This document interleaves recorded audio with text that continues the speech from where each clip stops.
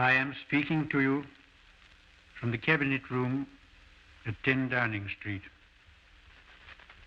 This morning, the British ambassador in Berlin handed the German government a final note stating that unless we heard from them by 11 o'clock, that they were prepared at once to withdraw their troops from Poland, a state of war would exist between us. I have to tell you now that no such undertaking has been received, and that consequently this country is at war with Germany. The situation in which no word given by Germany's ruler could be trusted, and no people or country could feel itself safe, had become intolerable. And now that we have resolved to finish it, I know that you will all play your part with calmness and courage.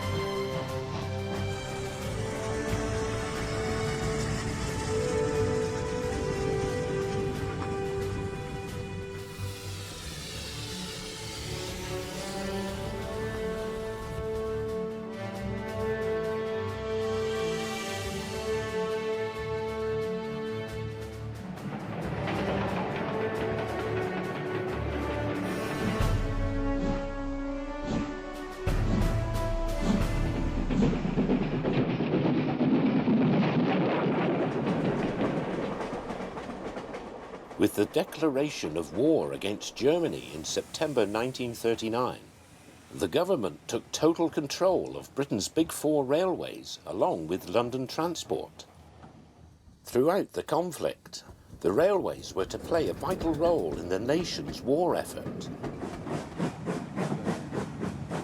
The only railway company which had its own dedicated film unit operating throughout World War II was the Southern Railway, the archives of which are preserved by the Imperial War Museum.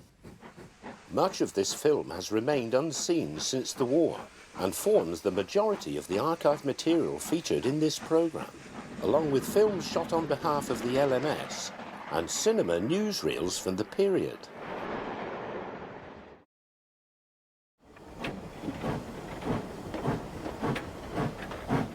The most important task for Britain's railways at the start of the war was the evacuation of children from towns and cities deemed by the government to be vulnerable to aerial bombing to less populated areas thought to be less at risk.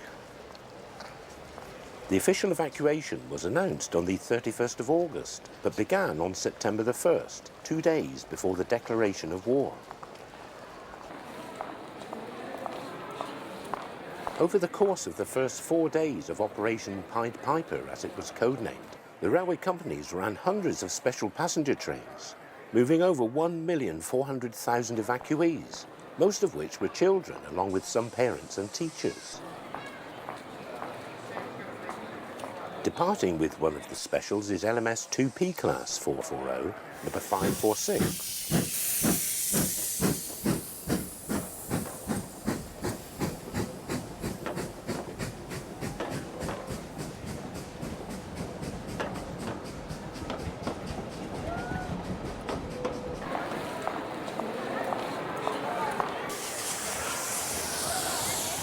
Another special departs from London Euston Station, hauled by one of the LMS Jubilee Class 460 locomotives, number 5599.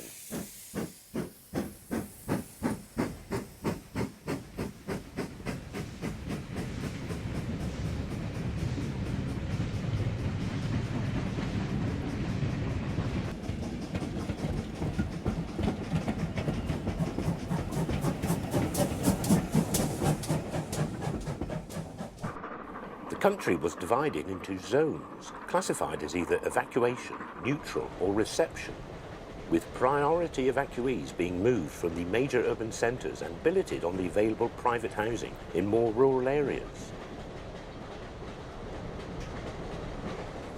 Although space had been found in the reception areas for roughly 4.8 million people, demand had been overestimated, with only half of all school-aged children being moved from the urban areas instead of the expected 80%.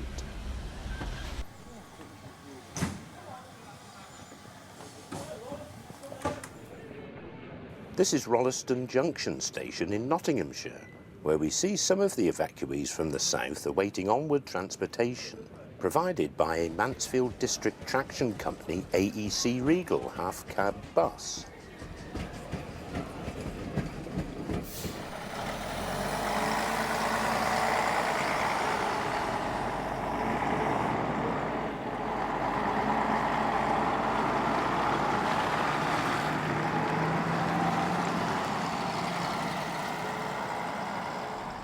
The London, Midland and Scottish Railway itself had plans in place to transfer its headquarters at Euston out of London in the event of war. In May 1939, amidst much secrecy, the LMS had acquired The Grove, a large country house near Watford in Hertfordshire.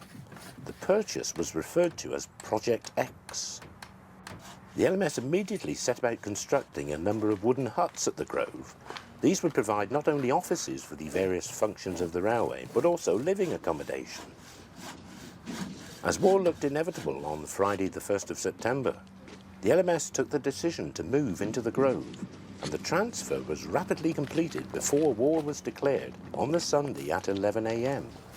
On the Monday, 3,000 of the staff were transferred by bus from Watford Junction Station to begin work in their new establishment. The staff on evacuation suddenly found themselves miles from anywhere, with no shops, nowhere to eat, and a mile from the nearest public house. For the staff, a general store was provided, run by members of the Euston Cooperative Society, and one very large building had been constructed to serve as a staff canteen. The canteen was run by Jack Hilton, who had run the Euston canteen in peacetime.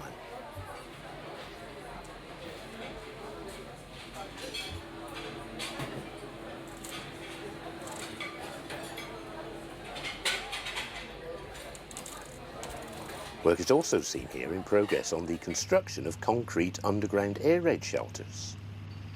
The other railway companies also moved their main control centres out of London. The LNER relocated to Kimpton Hoo in Hertfordshire, the GWR to Aldermaston in Berkshire, and the Southern to Woking, Deepdene and Orpington.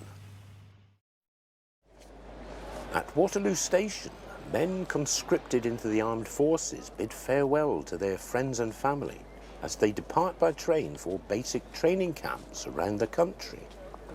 Pre-war, there were 200,000 soldiers in the British Army.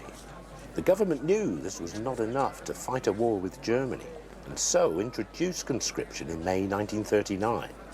When war broke out, many more volunteered to join the armed services, but Britain could still only raise 875,000 men. As a result, in October 1939, the government announced that all men aged between 18 and 41 who were not working in reserved occupations could be called up to join the armed services if required.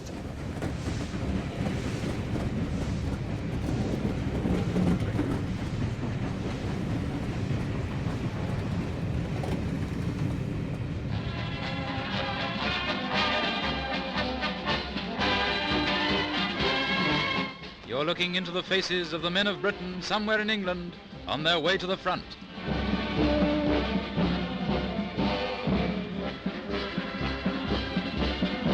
These pictures, now released by the Ministry of Information, give proof, if anywhere needed, of the smooth working of a gigantic job. The job of transporting a modern mechanized army across the sea. At every port it's the same story. The smooth turning of the wheels, with never a hitch and never a hold-up, of the machinery of a superb organization.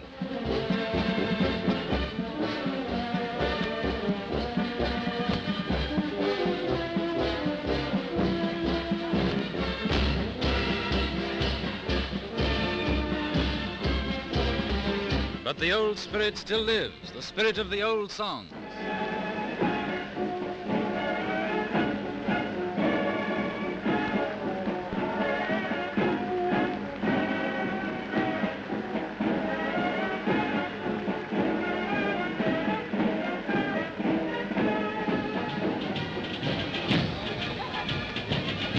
They take with them, behind those faces of quiet determination, the will to win.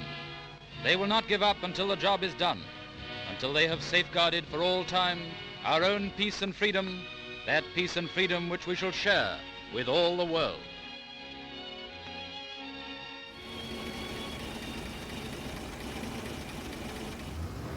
Right through until May 1940, the military movements to the continent and other theatres of war of personnel, equipment and stores involved heavy and concentrated traffic on the railways in Britain.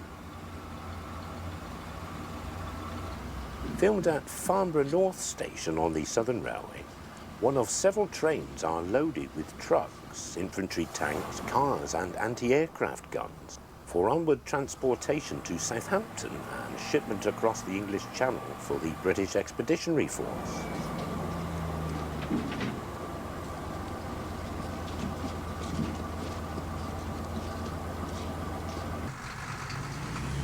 Commanded by General Lord Gort, the BEF had been sent to France in September 1939 and was deployed mainly along the Belgian-French border and the Maginot Line.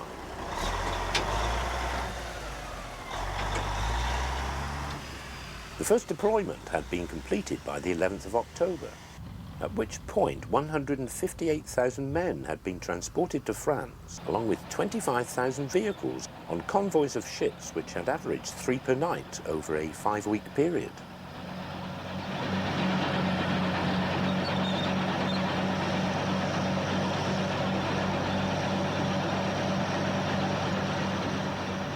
One of the special trains departs from Farnborough, hauled by Southern Railway U-Class 260, number 1631.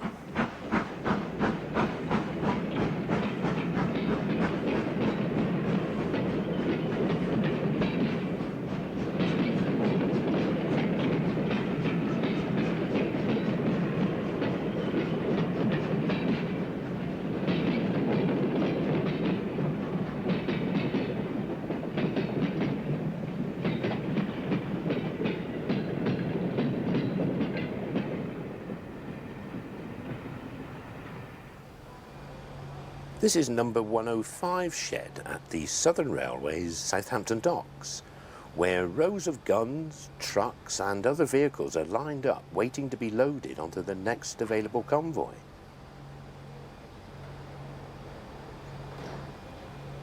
Outside on the dock side is a row of armoured vehicles ready to be craned onto ships. There are immense pressures to produce the necessary equipment for the military, which led to a rapid increase in output from factories in Britain. Sections of wooden-built huts are stacked, along with all manner of supplies, from chicken wire to picks and shovels, that would provide everything required to build a temporary army base in France.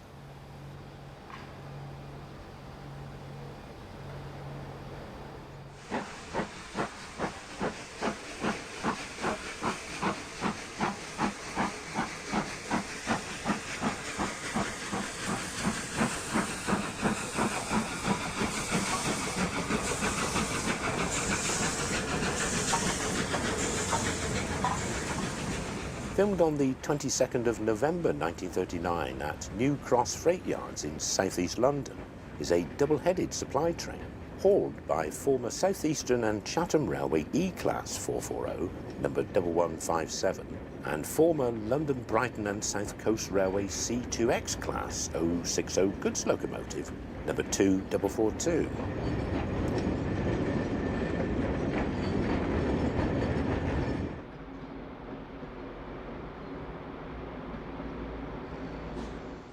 This goods train was filmed at Feltham Goods Yards in November 1939 and is hauled by London and South Western Railway's 700 class 060 freight engine, number 346.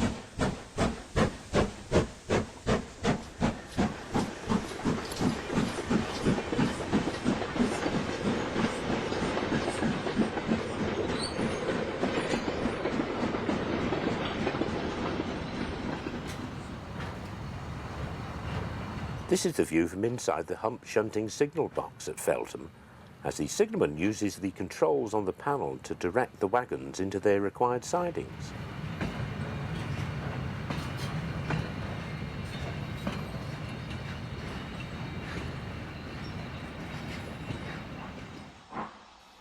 Another 700 class engine, this is number 695, passes through Woking Station with a train of mechanical road rollers.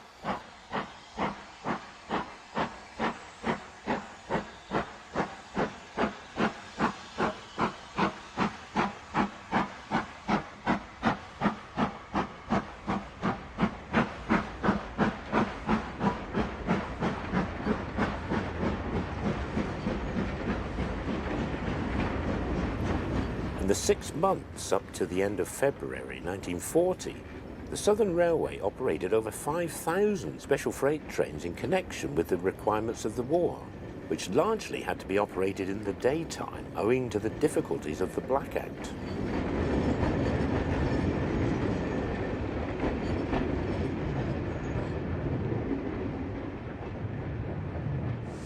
Former London and North Western Railway G2A class 080, number 9149, hauls a goods train shot at an unrecorded location on the London, Midland and Scottish Railway. This sequence of film providing us with an opportunity to view a number of LMS freight trains in operation. This is another G1 class, number 9222, which was based at Walsall Rycroft Shed.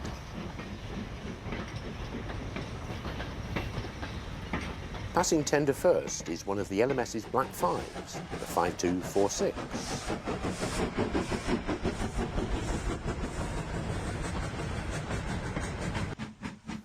Based at Stafford Shed, number 7670, is one of the LMS's 6-coupled 3F class Ginty tank engines, designed by Henry Fowler for the Midland Railway.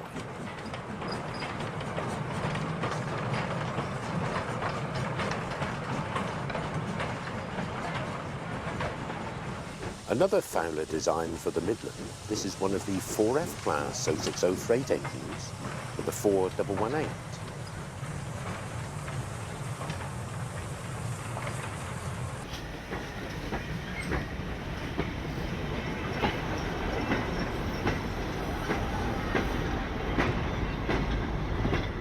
A rare view of a former LNWR Prince of Wales class 460. This is number 26775.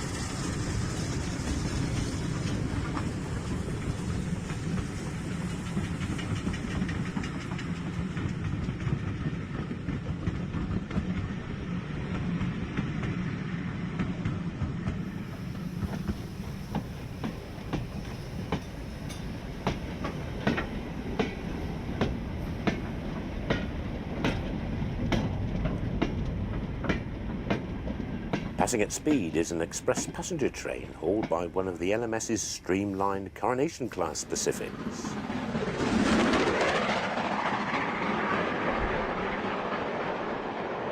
Finally, running tender first on a goods train is another express passenger locomotive, number 5523, one of the LMS's Patriot class.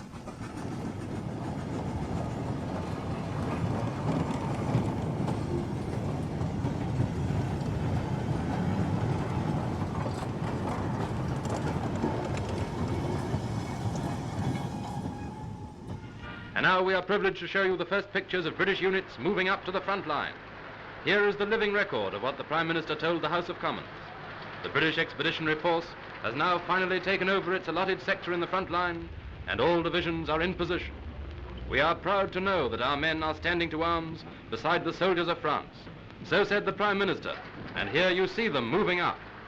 Let the Nazi propaganda spread its lies across the world and suggest that we're leaving the fighting to our allies. But here in pictures is the truth. The men of Britain moving up to take their share of the battle.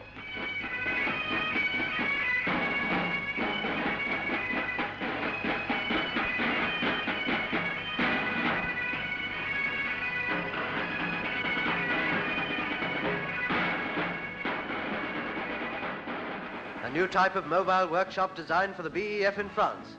Each workshop consists of 3 covered vans containing power plant, machine tools and stores, and also living quarters for those in charge. They have been built to run on the French railways and will enable service repairs to be carried out near the front line instead of at the base. By this plan, the time during which equipment is out of service will be greatly reduced.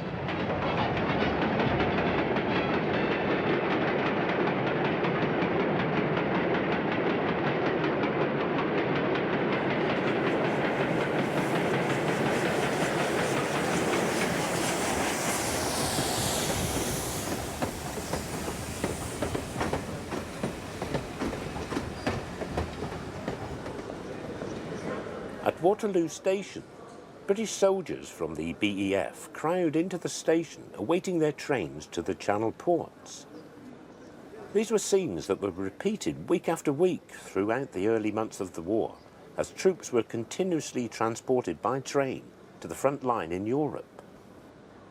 By March 1940, the British Expeditionary Force had doubled in size to 316,000 men.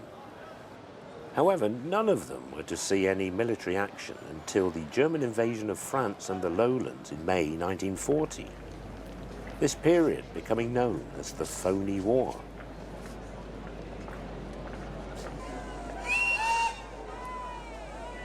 There's only a glimpse of the tender of the locomotive hauling this troop train. Number 446 was one of the former LSWR T14 engines, nicknamed paddle boxes.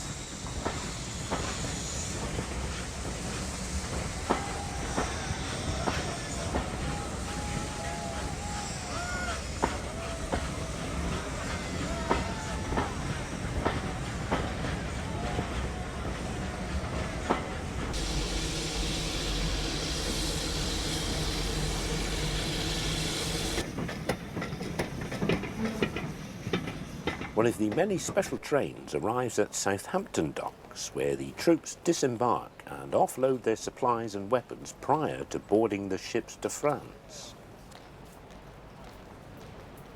In the first 5 months of 1940, the Southern Railway operated over 2,000 troop trains, transporting more than 500,000 men.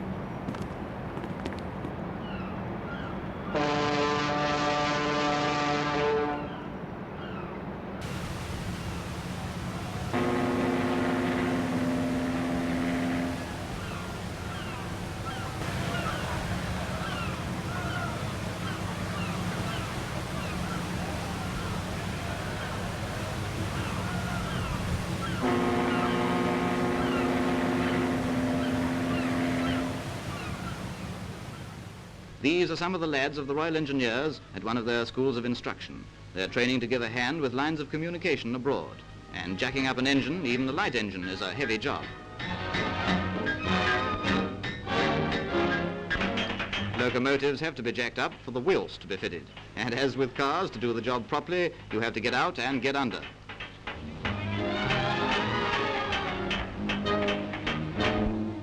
A very important part of the training is the signalling course, which teaches the men all the intricacies of the railway systems both here and on the continent.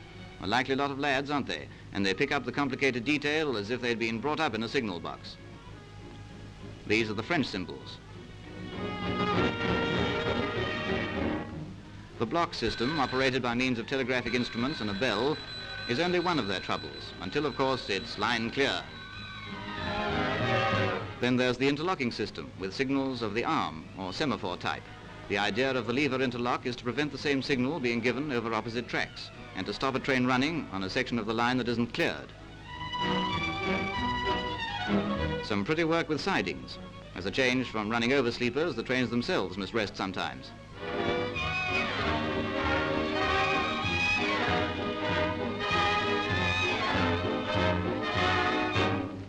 The good points of an engine are the ones that you oil, but before you oil them, you must know where they are. When every point's greased and you've screwed up the oil caps, there remains only the final polishing. In the casting shops, where various components are made, white hot metal is coaxed into molds. The surface of the metal is stirred to avoid coagulation. Our army railwaymen are certainly cast in the right mold.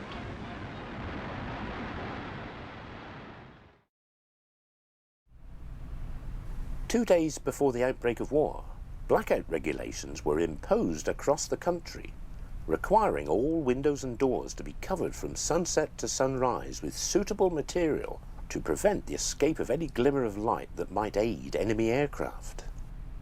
The initial steps taken by the railway companies to black out passenger carriages at night proved a great annoyance to many passengers. Windows were partially painted over with black paint, and very dim blue bulbs were to be the only allowed form of lighting. Unfortunately, initial supplies of the blue lamps were insufficient, resulting in some compartments having to go unlit. For the lamps used by train guards, special hoods were fitted to their hand lamps to comply with the severe restrictions imposed by the government. Anybody caught flouting the blackout could be fined anything up to £5, which would be about £180 today, a not unsubstantial amount of money.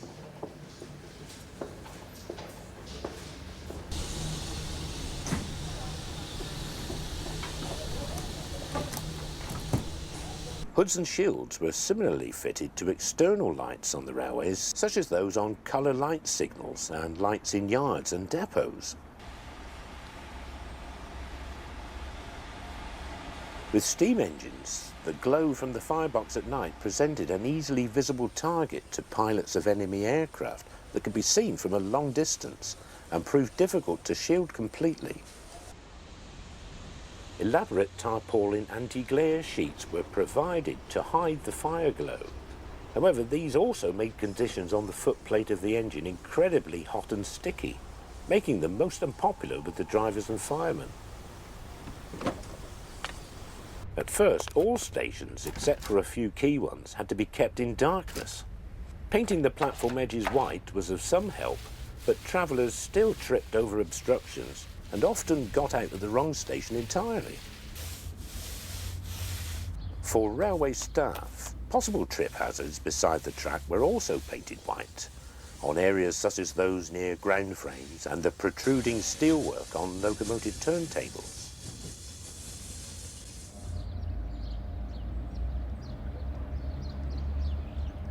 This is the railway's own power station at Stonebridge Park, which supplied electricity for the LMS's 750-volt DC lines in North London.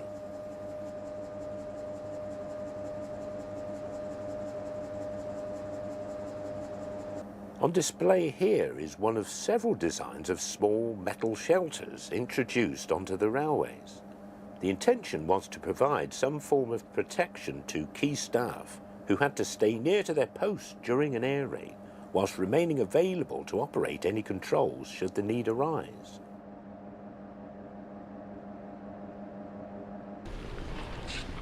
Here, inside the nearby loco depot, the inspection pit below the tracks has been utilised to provide a temporary air raid shelter.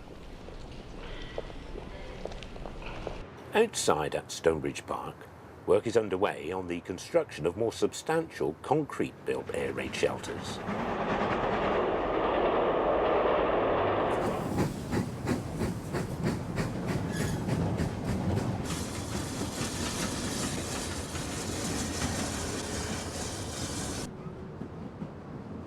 At the signal box, we see another variation of the one-man shelters, commonly known as coffins by the staff.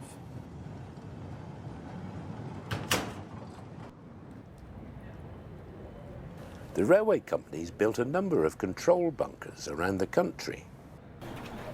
Some of them were underground, some were hardened above surface structures, such as the LMS's well-guarded emergency control post at Bletchley in Buckinghamshire. This sequence shows a combined Southern Railway and Wimbledon Corporation ARP demonstration, filmed in the station goods yards at Wimbledon.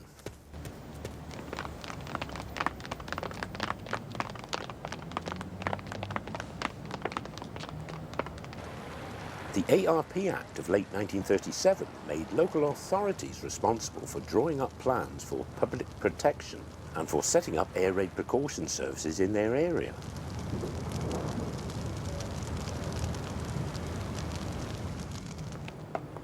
It was decided that one warden should be provided for every 500 civilians, requiring tens of thousands of volunteers to come forward to train as air raid wardens for, amongst other duties, stretcher parties, first aid posts, gas decontamination teams, messengers and rescue parties. Many of the wardens seen here at Wimbledon were full-time railwaymen who performed their ARP duties in their off-duty hours. The ARP worked in coordination with the local fire services under the leadership of their ARP controller, who was usually the town clerk.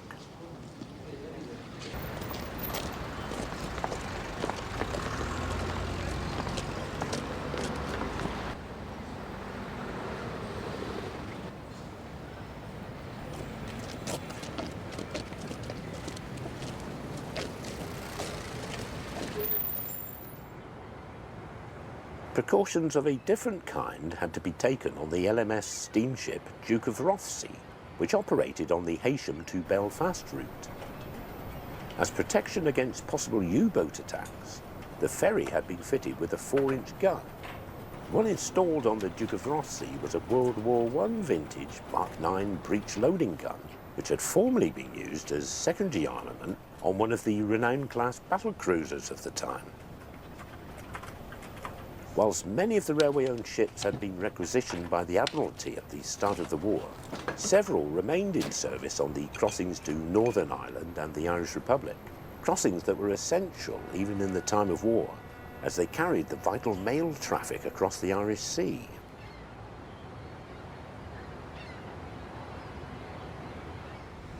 This is the main offices of the LMS on Drummond Street at Euston. As a method of providing a shrapnel trap around vulnerable areas of railway buildings in the event of a bomb blast, heavy use was made of sandbags. Waterloo Station was home to the Southern Railway's large advertising and publicity department. Here, a multitude of station posters are meticulously handwritten for all manner of directional and information signs, along with carefully laid out timetables and change of service notices.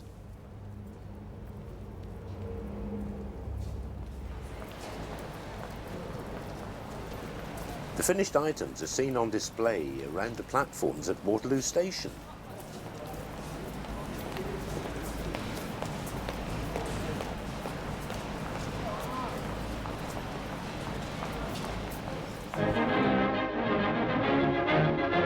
We are now able to show why several of London's tube stations have been closed since the outbreak of war. The main danger from air raids is the possibility of flooding at points where the tubes pass under the Thames. This danger has now been completely eliminated by the provision of giant waterproof steel doors to cut off the under-river sections of the tunnel. Immediately an air raid warning comes, instructions will flash out to close the doors, and a complicated electrical mechanism will ensure that no train can possibly be trapped behind the 13-inch steel walls. So from now on, that man can do his worst. London's tube railways are safe. From late November 1939 onwards, major problems were caused on the Southern Railway's main line on the south coast between Folkestone and Dover, not because of enemy action, but because of a major rock fall along the famous White Cliffs, which rise nearly 350 feet above the sea.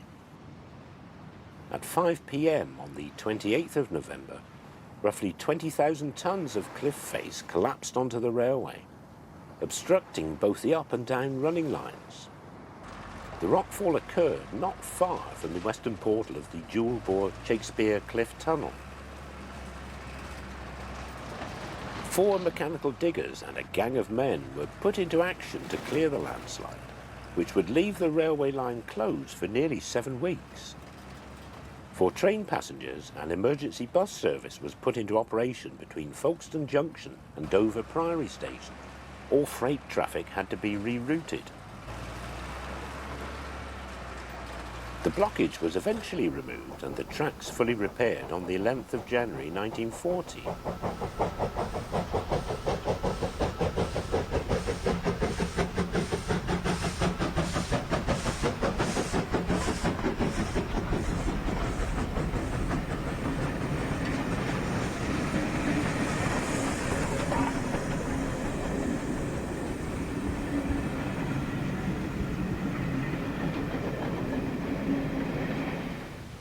In early January 1940, British Expeditionary Force troops arrived by ship at Dover on leave from France.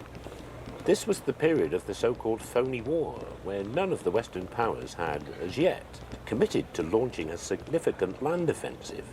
That said, at this time on the high seas, the war was very real indeed for the British, with the Royal Navy engaged in the early stages of the Battle of the Atlantic. However, for these men, for the time being at least, it was indeed all quiet on the Western Front.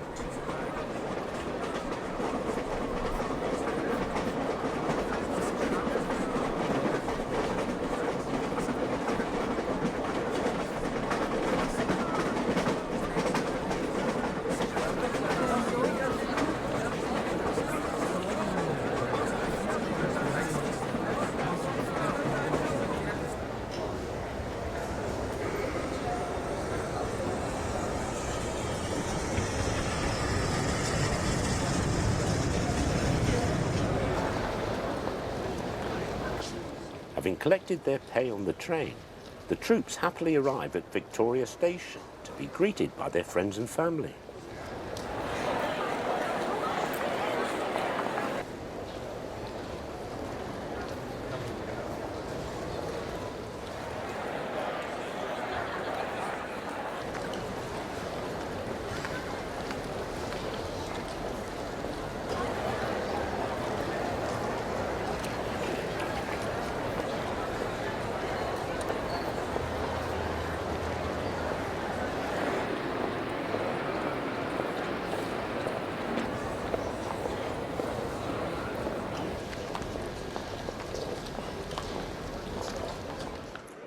This sequence of film also includes scenes on the magnificent concourse at Waterloo Station, nearly 800 feet long and facing onto 21 platforms.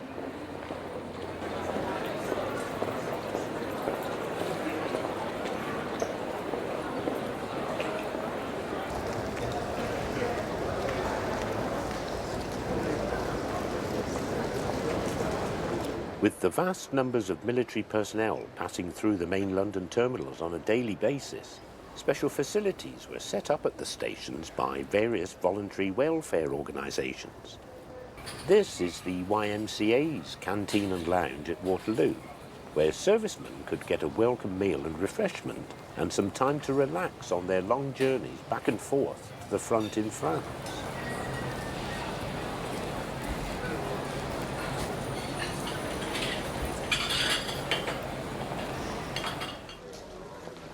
Disembarking from their train on the 1st of January 1941 at Farnborough in Hampshire are troops from the 1st Canadian Infantry Division. On arrival in England, the Canadians were far from being completely equipped. As can be seen from this film, the troops lacked steel helmets, and most of the artillery and machine guns brought over on the convoy were obsolete. The Canadians trained in England until July 1943, when their first significant engagement came in the successful assault landing on Sicily.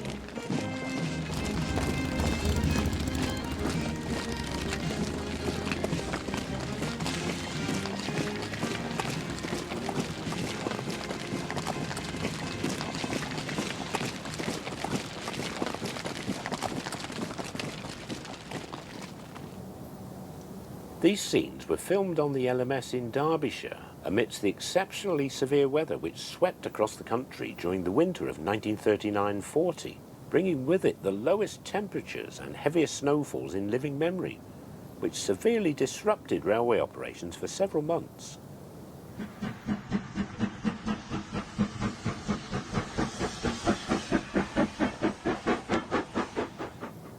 In many places, temperatures fell to as low as minus 20 degrees Celsius. The snowfall lasted to the 29th of January.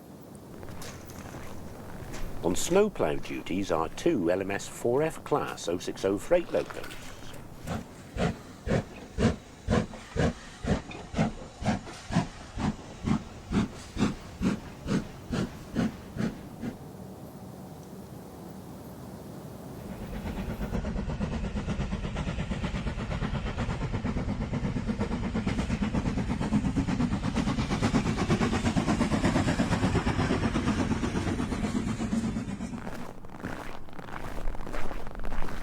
Problems began during mid-December as an anti-cyclone became established and brought frosts and dense fog at night, along with heavy snowfalls. This was compounded in mid-January by massive snowstorms and blizzards across many northern and eastern areas. On the low ground in the south, the precipitation fell as freezing rain.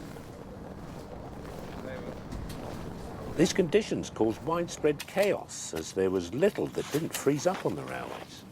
The water towers and water troughs, points and signalling systems, axle boxes and carriage heating pipes, even the water in the steam engines froze, putting them out of action.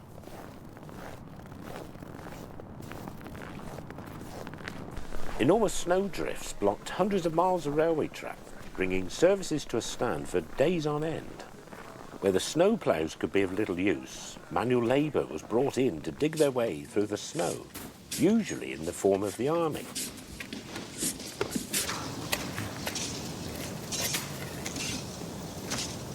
Some incredible scenes were witnessed across the country that winter.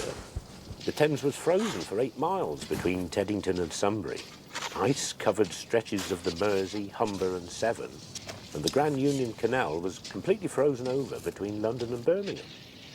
In central London, it was below freezing for a week, and there was skating on the Serpentine in Hyde Park on 6 inches of ice.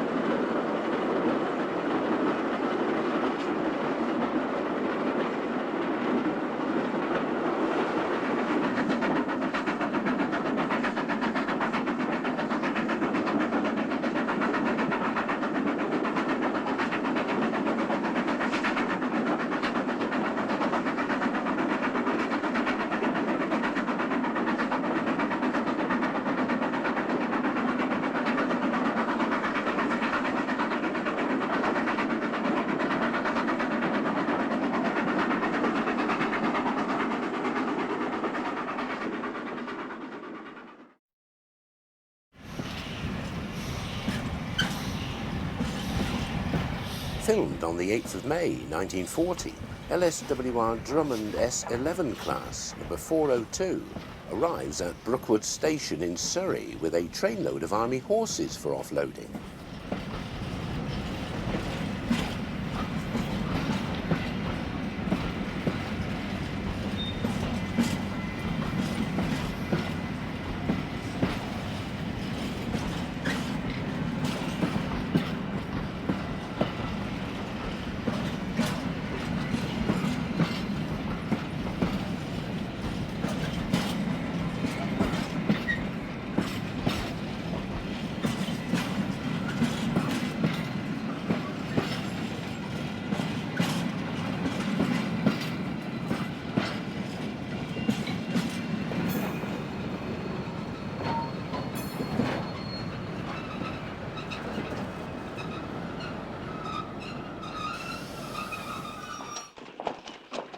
The horses would have been en route to the nearby Army Training Centre at Pirbright.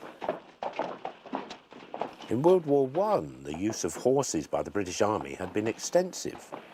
However, by the time of World War II, the only remaining mounted regiment stationed in this country was the Household Cavalry.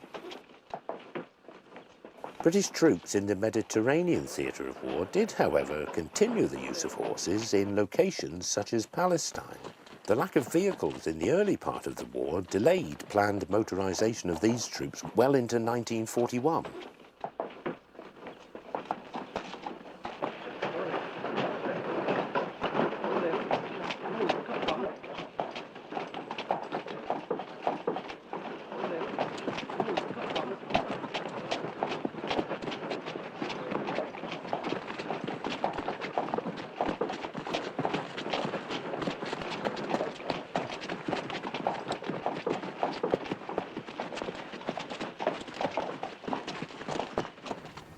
Filmed at the Southern Railway's Eastleigh Works, former LMS coaches are seen entering the shops for rebuilding as ambulance trains. From the outbreak of war, all of Britain's railway companies were involved in converting existing stock, and about 30 of these trains were brought into operation. They typically consisted of 14 coaches and could accommodate over 300 patients.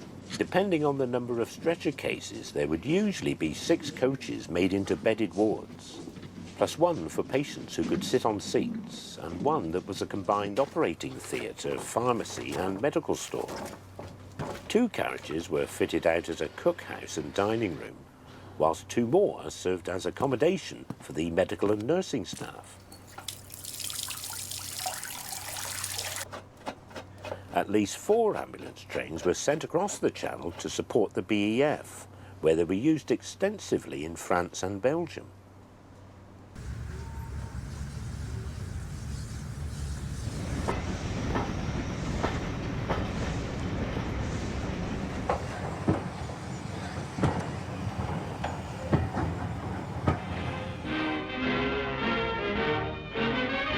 At a London main station, the Queen sees one of the ambulance trains that will be used in case of air raids over the capital to carry casualties from the local clearing hospitals to base hospitals in the country. Each train is fully staffed and equipped so that the emergency work for the injured can be carried on during the journey. Each train can carry nearly 300 stretcher cases, and there are many such trains permanently stationed at various points around London, ready day and night. The Queen is accompanied by the Minister of Health, and Mr. Walter Elliot is kept very busy answering many royal questions.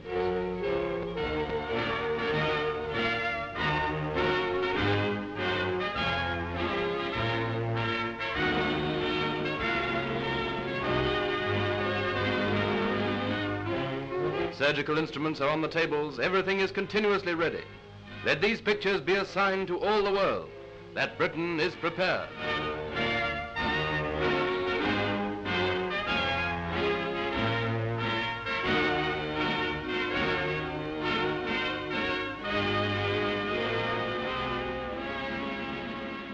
Somewhere in Scotland, Colonel Colville, Secretary of State for Scotland, inspected an ambulance train. It is for the use of civilian casualties, fitted with all the latest equipment. It is well to be prepared for any emergency, but let us hope that our defense against air attack will continue to prove as efficient as it has done in the last few weeks, and there won't be much need for this train.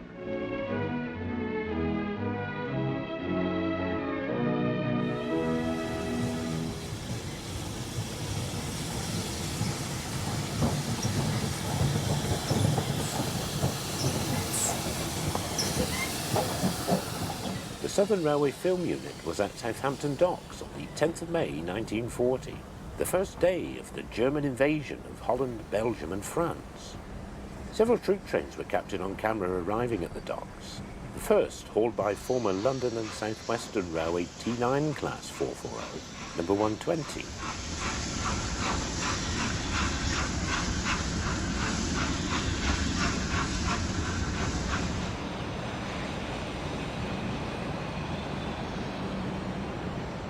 That evening at Buckingham Palace, King George VI asked Winston Churchill to form a new government.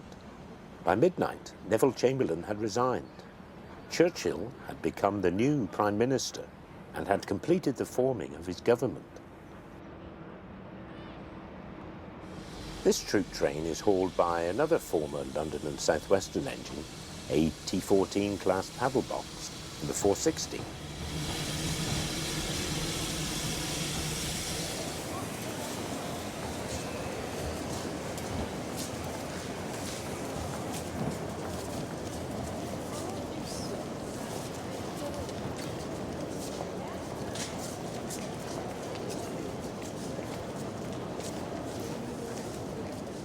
Filmed at Waterloo the following day, train passengers look at the emergency notices which had been posted announcing the cancellation of special Whitsun holiday trains. Priority had to be given to getting as many troops as possible back across the Channel and into the theatre of war.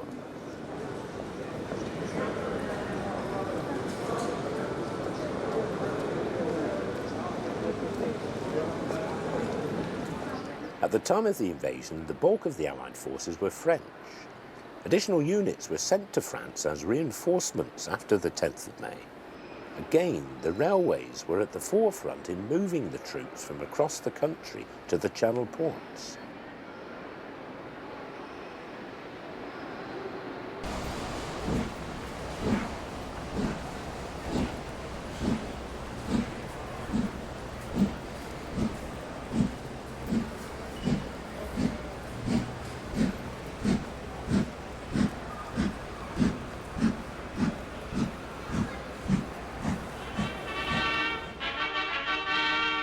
Let no one say that Britain is unprepared in the grave hour that is at hand. Barbed wire and other defences appear in the streets of London to guard important centres, to defeat fifth columnists and any other enemies working among the civil population. And it's the same stories of these new defences from all over the country. More classes of German and Austrian aliens have been interned, and these pictures were taken at one of the new camps. It's hard luck for those who are genuine refugees from the Nazis, but let them realise that these measures are absolutely essential. Internment had begun immediately before the outbreak of war in 1939, with a small number of Germans considered to be potentially hostile. Tribunals being set up to decide who should be detained and who was to be allowed to remain at liberty. With the invasion of France and the lowlands, the internment of German and Austrian nationals was expanded dramatically from the 12th of May 1940 onwards. This film was taken at Waterloo Station on the 17th of May and shows what are described at the time as enemy aliens being escorted onto trains by armed soldiers. By July, almost all of these men under 70 were held in military camps, mainly on the Isle of Man.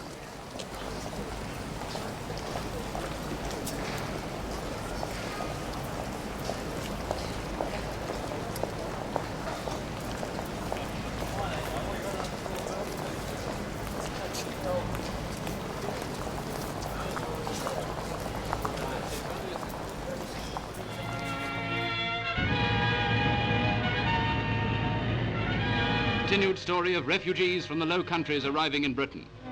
Just try to imagine what they are feeling. For days and nights they have been fleeing, almost continuously harassed by Nazi bombs and machine gun bullets. Now for the moment they know they are safe behind the Allied armies. But even here, they realize that for the time being the tide of Nazi brutality sweeps forward. Let us take inspiration from their quiet courage. Come out of that mug.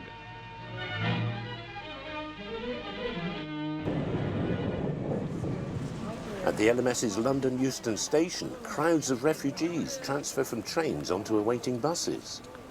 In all, some 30,000 people arrived from continental Europe. The railways were also heavily involved in the onward transportation from the Channel ports of nearly 10,000 predominantly Jewish children brought to Britain by the Kindertransport Rescue Mission from Nazi Germany, along with Austria, Czechoslovakia and Poland.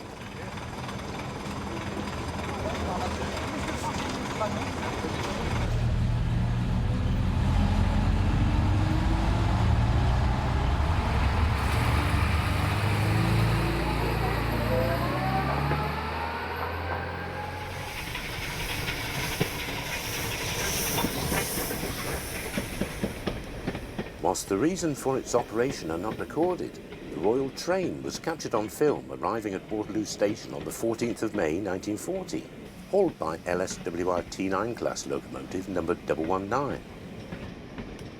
The coaching stock is the GWR Daytime Royal Train.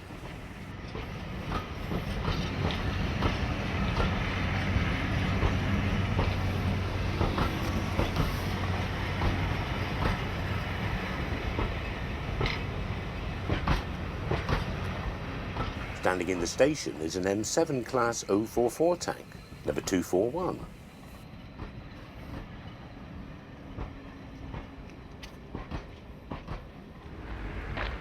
On the same day, the Secretary of State for War, Anthony Eden, gave a radio broadcast announcing the formation of the local defence volunteers. This sequence shows LDV volunteers from the Southern Railway undergoing training in the old GPO yard at Waterloo, supervised by a sergeant from the regular army.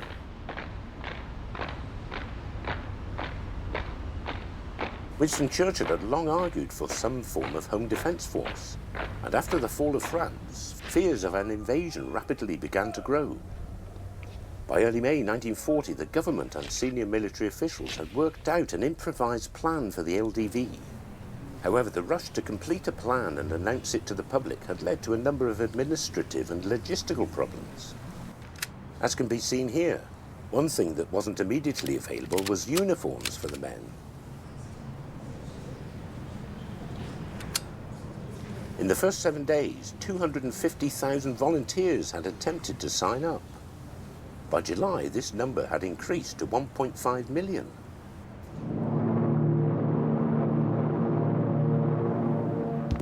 This is film of a joint ARP and LDV exercise at London Charing Cross Station, no doubt mindful of the perceived threat of invasion by Nazi paratroopers. On the 22nd of July, the LDV was officially renamed the Home Guard.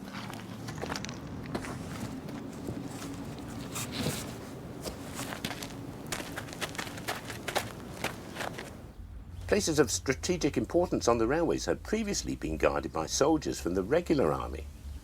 With the formation of the Home Guard, these men could now be released for other duties.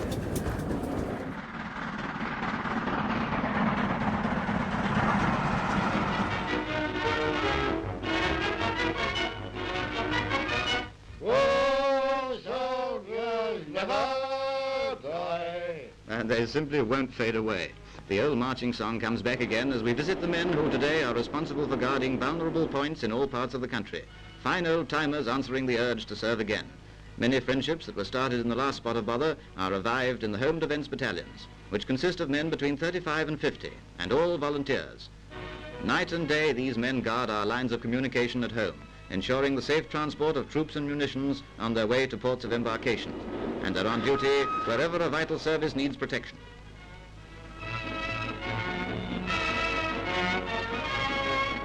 And each of them has the satisfaction of knowing that he's releasing a younger man for duty overseas.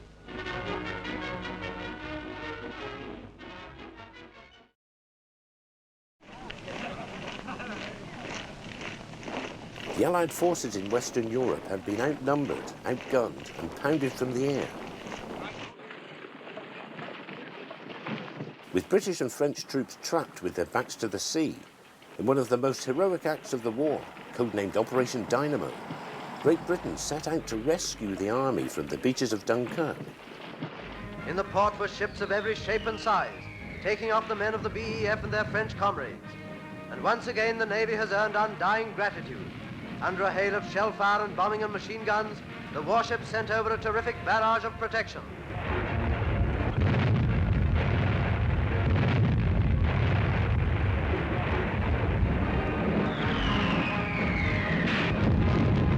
Dunkirk was still holding out while tens of thousands of our troops embarked for Britain. Tugs, trawlers, pleasure steamers, little ships of all kinds came out loaded with soldiers, battle-worn, dog-tired, hungry but undefeated. Their spirit was never broken, their ranks were solid to the end, and they had inflicted terrible losses on the enemy as they fought every inch of the road back.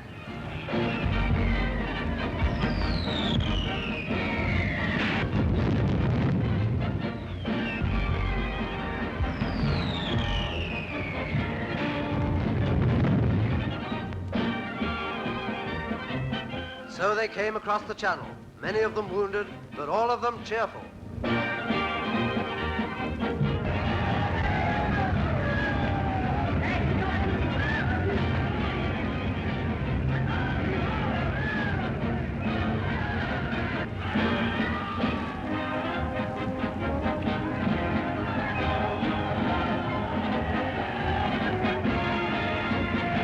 Still they come.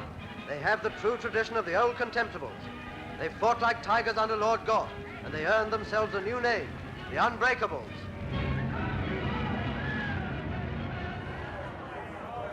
Between the 27th of May and the 4th of June 1940, under heavy fire from German bombers, over 330,000 battle-weary soldiers were carried back to England and safety.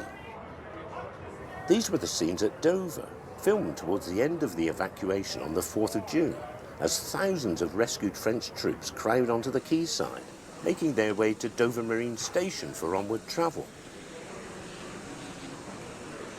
In one of the greatest feats of transportation, the Southern Railway operated 734 special trains over the 9 days of Operation Dynamo.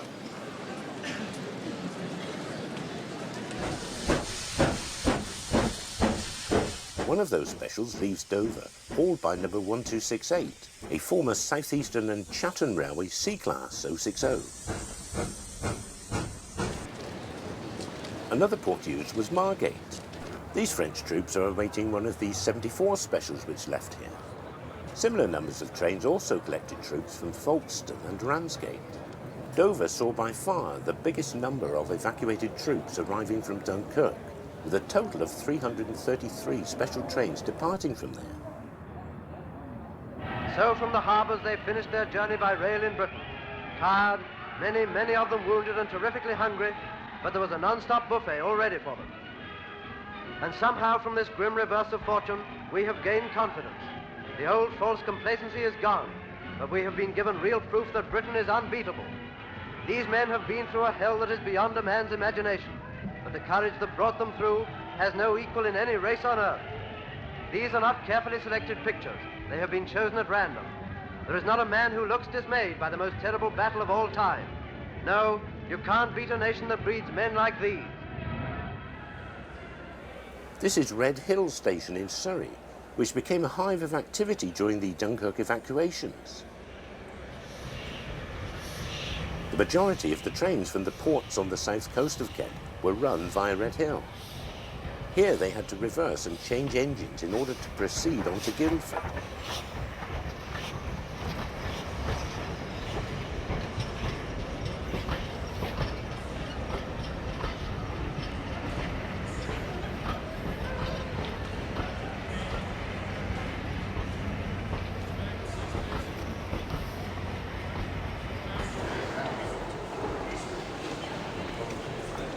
With a break in the journey for those on board the trains, facilities were set up on the platforms by the Army and local volunteers to provide much welcome food and refreshments for the tens of thousands of troops who passed through here en route to army camps all over the country.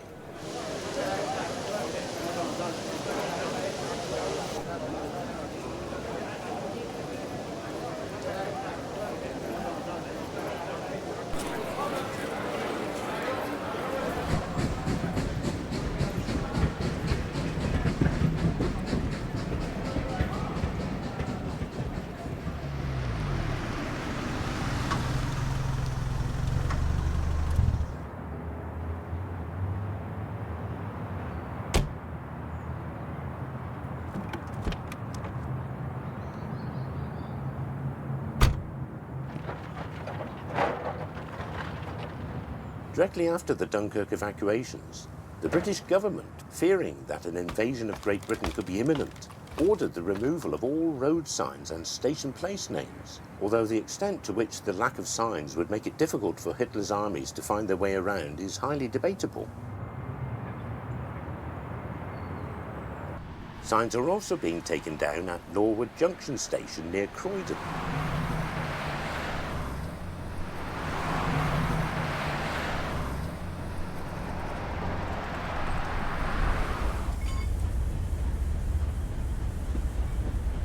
At Esher in Surrey, the West Signal Box sign is carefully removed.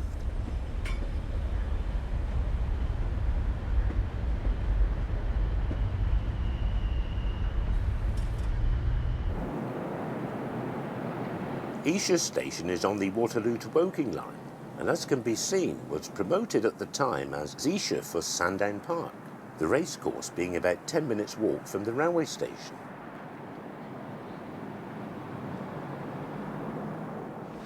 With the expectation of a seaborne invasion of England by German forces, a further wave of official evacuations of children began on the 13th of June 1940 from coastal towns in southern and eastern England.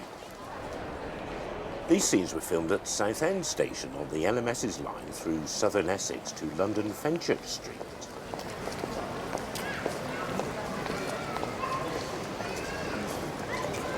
Departing with one of these special trains is Henry Fowler designed Class 4 tank engine the 2374.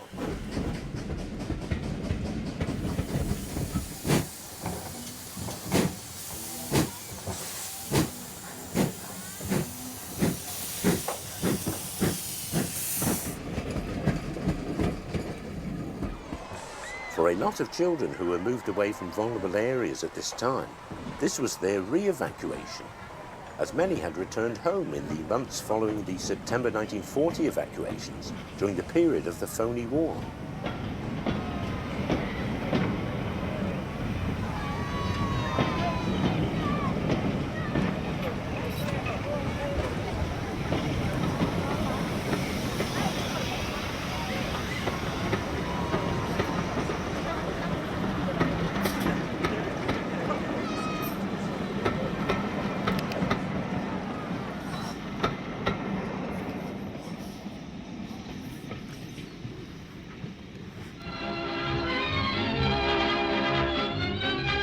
For the second time in this war, and to another 120,000 of them, comes the great adventure. So it's goodbye to the cities and danger areas. Labelled and loaded and not forgetting their gas masks, the children head for the special trains. And they're not worrying, they're off on a holiday.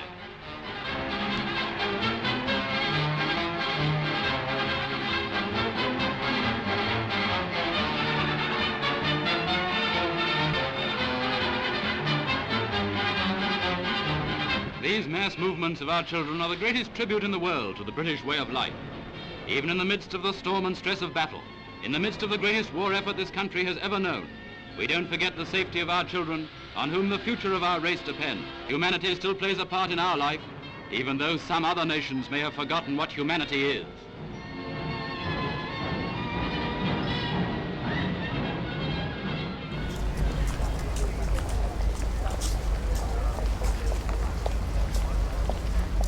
In London, crowds of children arrive by bus at St Pancras Station.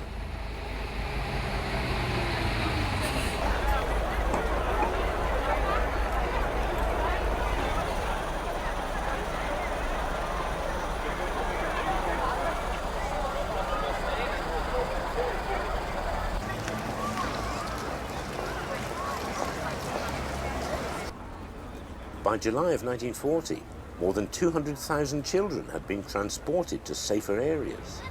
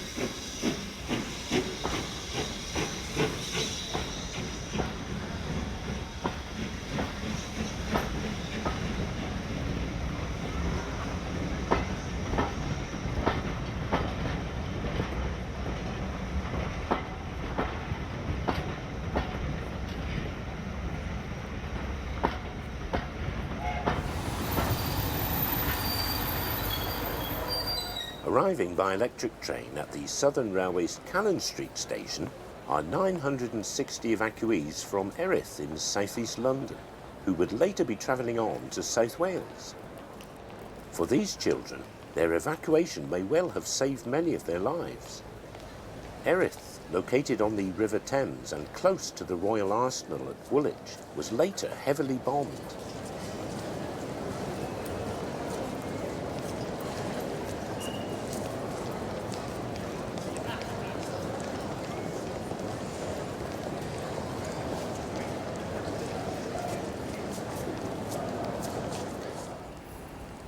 At Richmond Station in southwest London, children patiently await their train to Waterloo.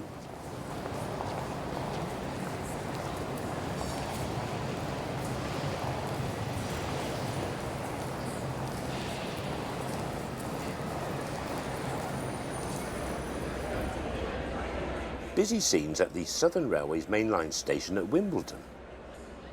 The evacuees gathered here would be heading for Woking and onwards to the southwest.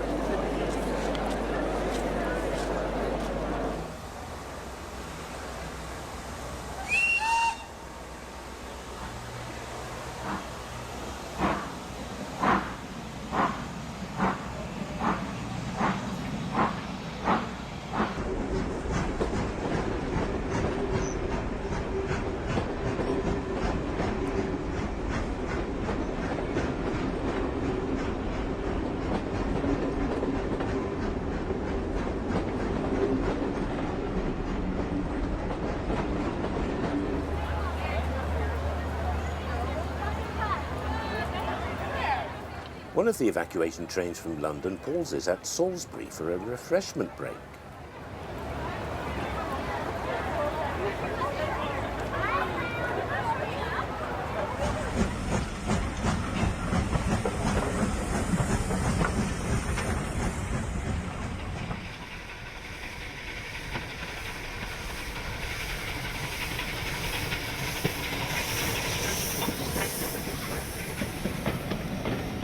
A train full of evacuees arrives at Exeter Central Station, hauled by former LSWR N15 class, number 747.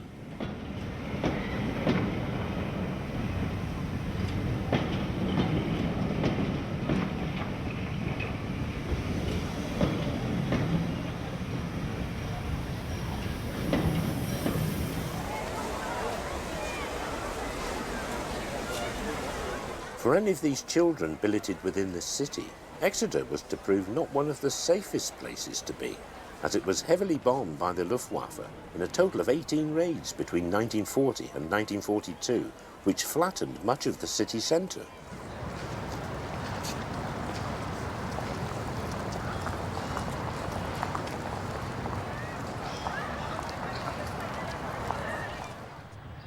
The first station after leaving Exeter on the Southern Railway's route into North Devon is at Crediton, where another evacuation special arrives, headed by number 1840, a former South Eastern and Chatham Railway N-class locomotive. On hand are a fleet of Devon General buses to transfer the children to the many surrounding villages.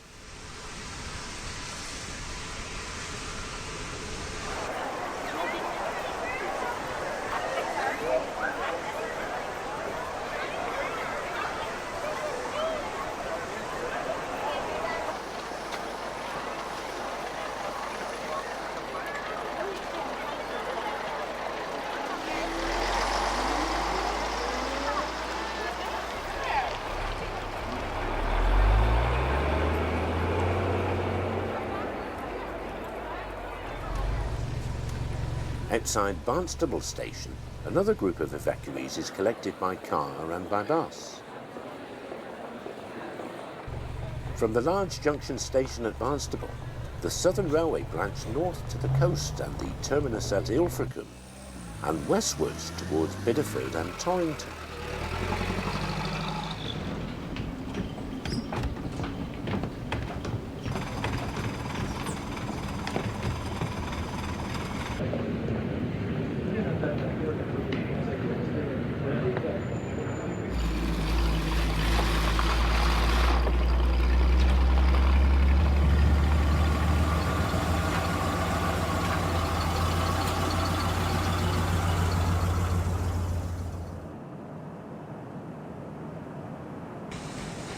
Another N-class loco, this is number 1831, arrives at Bideford Station with another trainload of evacuees. All of the evacuation specials arriving in Devon were filmed on the 16th and 17th of June 1940.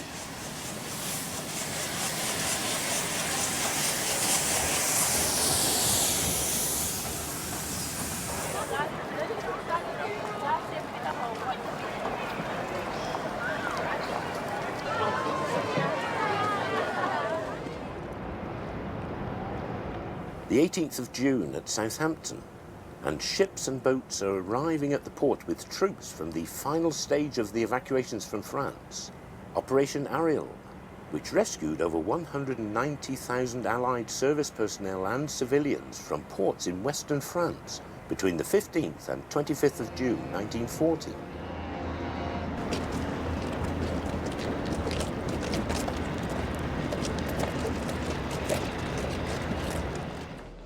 This is the Western Docks terminus at Southampton.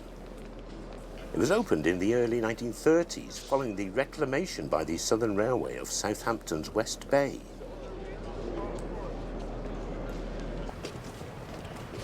Along with large numbers of British and French troops, the ships rescued more than 24,000 Poles and nearly 5,000 Czechs.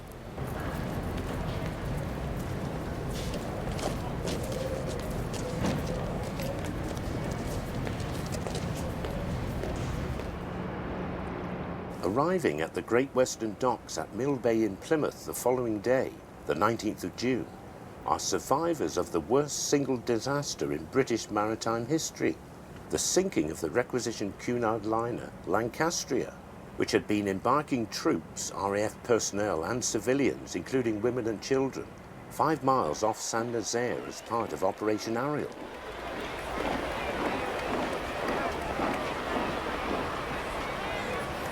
The liner, which normally carried 2,200 passengers, had loaded over 6,000 from the small fleet of vessels ferrying men and refugees out to the ship. At 3:45 the previous afternoon, the Lancastria had come under attack from a Junkers Ju-88 bomber, receiving 3 direct hits. Lancastria started sinking by the bow, then rolled onto her port side, and at 4:12 p.m.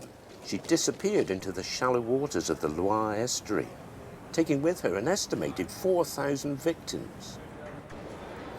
Roughly 2,500 survivors were plucked from the water by French and British destroyers, tugs and smaller craft. The majority of those rescued were transferred to larger ships and taken to Plymouth.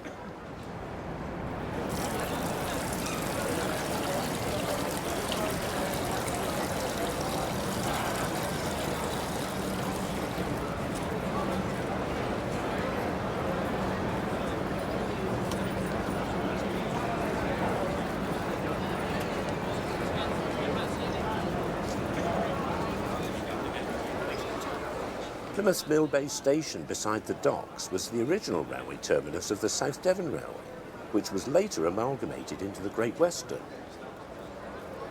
The railway, along with the Great Western Docks, was constructed under the supervision of Isambard Kingdom Brunel.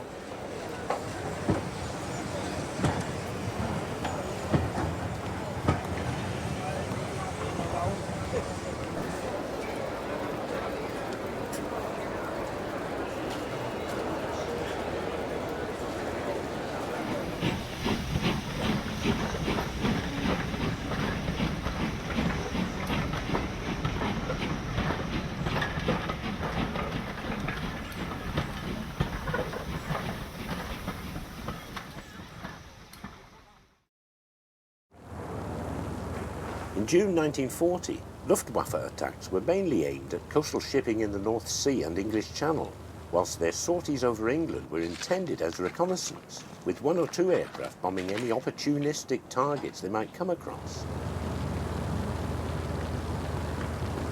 Such was the case at 2:45 in the morning of the 20th of June, when bombs fell on the Southern Railway Engineers Department's sleeper depot at Redbridge near Southampton. The ensuing fire destroyed or damaged some 7,000 wooden sleepers and 2,000 crossing timbers.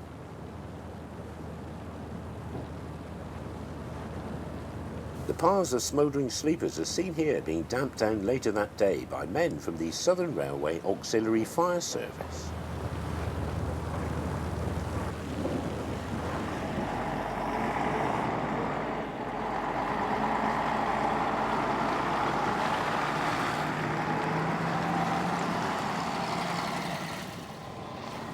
At Margate on the 21st of June, buses operating as ambulances arrive at the railway station, carrying injured servicemen who had been brought back from France during the Dunkirk evacuation.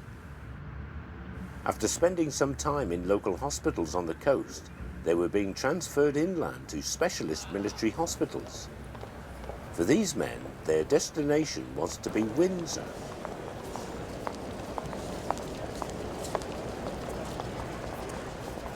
The patients are transferred onto an awaiting ambulance train. This is one of the sets consisting of London and North Eastern Railway vehicles. The teak-panelled LNER vans were originally used for conveying racing pigeons and would have been fitted with drop-down racks to hold the wicker baskets. For wartime use, the racks have been removed and replaced with a bracket arrangement to hold the stretcher cases one above the other.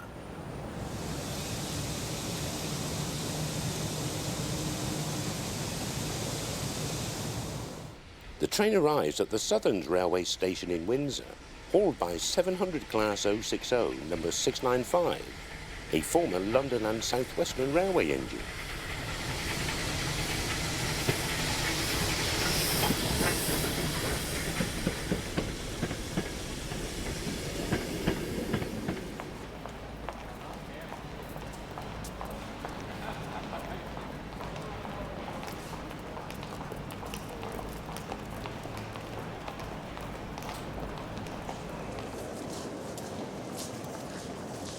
Windsor had several military medical facilities which served as hospitals and clearing facilities. As well as the hospital at the barracks, under the Wartime Emergency Scheme, beds had been added to the west wing of the old Windsor Hospital, which was the former workhouse. Nurses from hospitals in London had been transferred to Windsor to care for the injured servicemen there.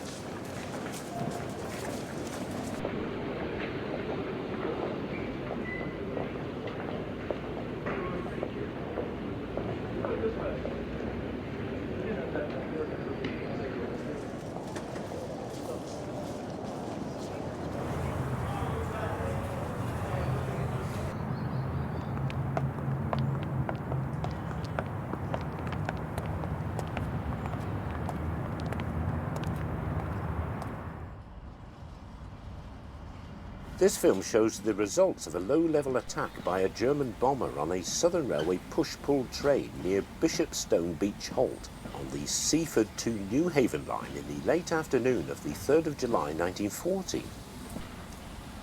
The train was composed of two coaches being propelled by a D1 class tank engine, with the driver and guard in the control compartment at the leading end of the front coach and the fireman in the engine at the rear. The aircraft dropped several bombs, the nearest falling 30 feet from the track and some short distance in front of the train. A number of fragments from the explosion pierced the glass and front of the leading vehicle, striking and injuring both the guard and the driver. Shrapnel also slightly injured 5 passengers and caused damage to the brake gear, which resulted in the train coming to a stand. Seeing that the driver had severe head injuries, the fireman immediately drove the train into Newhaven Harbour Station and summoned an ambulance and medical assistance. But by the time these arrived, the driver had sadly died.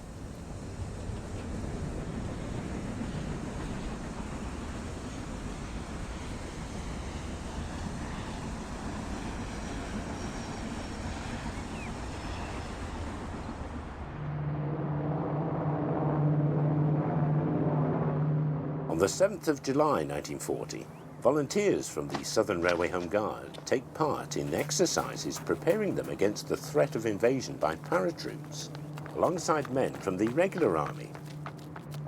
The location is Maidstone, and the exercises take place against the backdrop of the many breweries and factories that were once such a large feature of the town.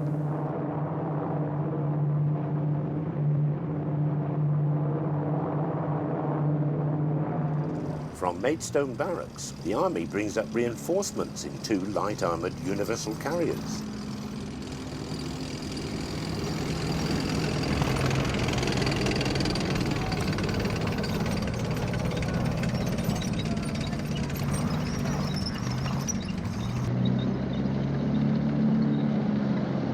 Commonly known as brain gun carriers, these tracked vehicles built by Vickers Armstrong were widely used during the Second World War for transporting personnel and equipment or as weapons platforms.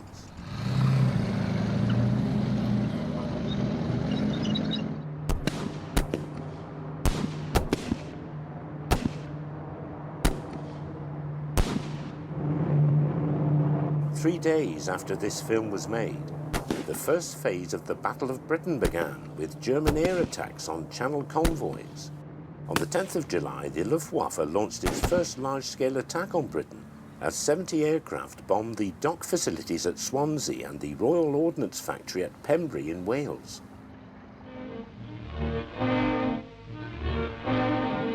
Hitler starts the battle for Britain as usual on women and children. From many areas it's the same story. Military objectives missed, bombs and destruction on homes and schools. In these first raids, our home defences have given a magnificent account of themselves. Here is one of the Nazi planes that will never return.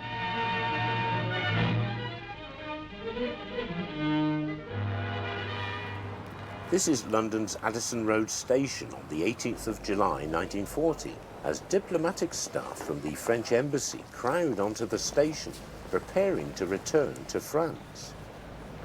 In their homeland, the Vichy government had been established following the French surrender to the Germans on the 22nd of June. While Charles de Gaulle had escaped to Britain and organised the Free French forces to fight with the Allies against the Germans, there were few among the diplomatic staff that volunteered for either de Gaulle or the British, the majority ultimately considering it their duty to serve their country in France, not in London. Some 600 or so embassy staff, along with their families, congregated at Addison Road, now Kensington Olympia. They were to be taken by train to Liverpool docks, where they were to sail to Lisbon on the liner Orduna.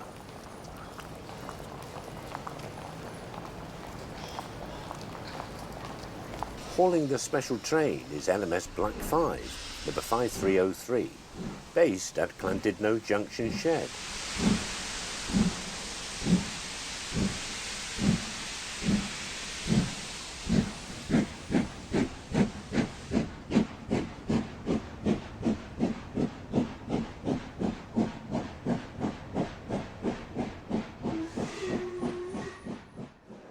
Home Guard volunteers from the LMS Railway Unit at Euston gather at the station on the 30th of July for the naming ceremony of Patriot class locomotive number 5543. The LMS had two Home Guard battalions covering the London area. The 37th County of London, with its headquarters here at Euston, and the 16th County of London, which had its headquarters at Broad Street.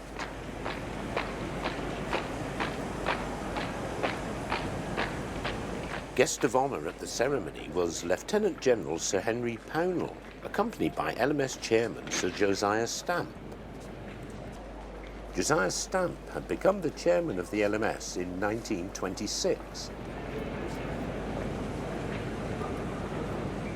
Pownall had previously been the Chief of General Staff for the British Expeditionary Force until the fall of France.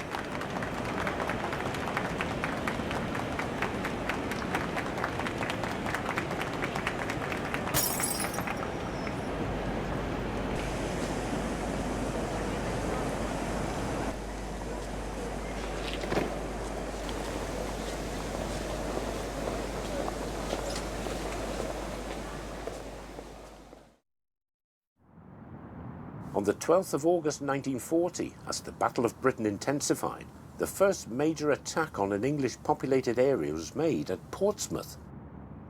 The city was hit hard, with over 100 civilians killed. Portsmouth Harbour Station was hit by a bomb at the pier end of the concourse, setting alight station buildings and the pier itself. 2 electric multiple unit sets were destroyed and other coaches were damaged. 1 sailor was killed, 2 staff and another sailor were injured. By the end of November, all of the damage had been fully repaired. However, the station was to suffer further bomb damage over the coming months.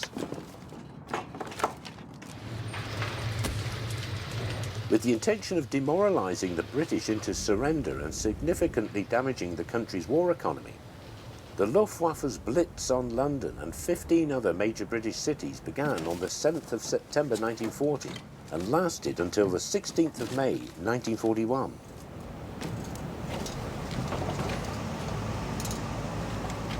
The first major attack on London occurred in the late afternoon of Saturday the 7th of September with a mass daylight raid by German bombers on the city's docks and East End.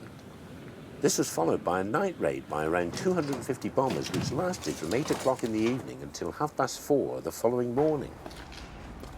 For the next 57 consecutive nights, London was to be bombed without respite.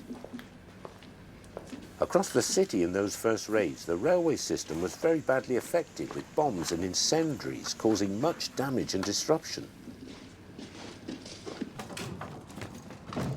These scenes show the result of a high explosive bomb which fell on the carriage cleaning sheds at Clapham Junction at 2:40 in the morning of the 8th of September, causing a great deal of damage to the stock and 6 sidings. Fortunately, there were no casualties here.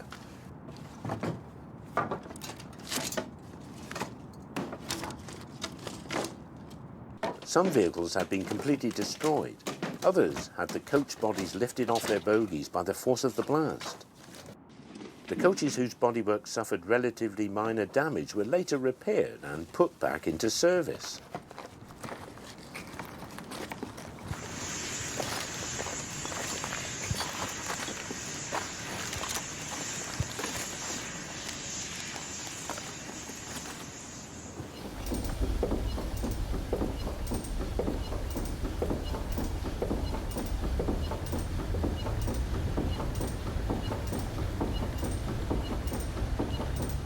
This film of repair work in progress at Juxon Street Viaduct in Lambeth in South London was taken between the 11th and the 17th of September 1940.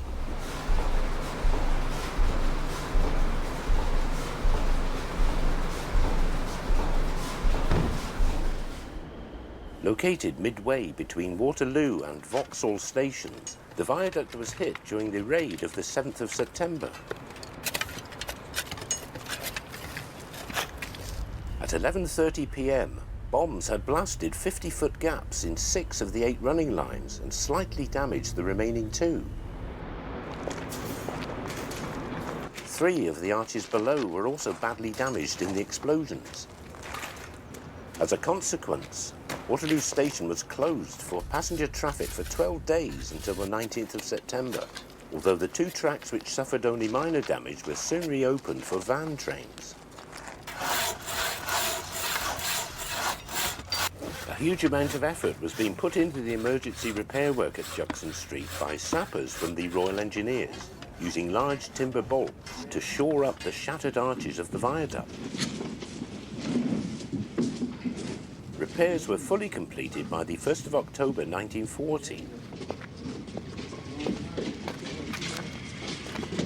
The Royal Engineers have a long and illustrious history in the construction, maintenance and operation of railways for use by the Army in theatres of war, and their skills as bridge builders were for the first time being put into action on the British mainland as the Nazi bombing campaign began to cause widespread damage and disruption across Britain's railway network.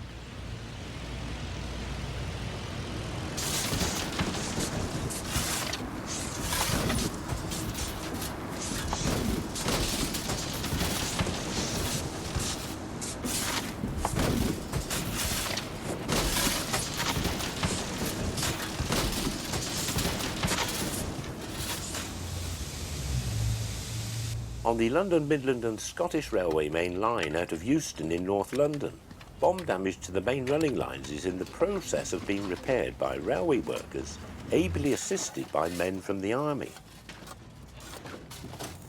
Incidents were logged at headquarters as they were reported during a raid, and once the degree of damage had been determined and requirements for men, materials and equipment had been assessed, the railway repair crews swung into action. Bomb craters were quickly filled after the shattered rails and sleepers had been removed, and new track work laid down in its place.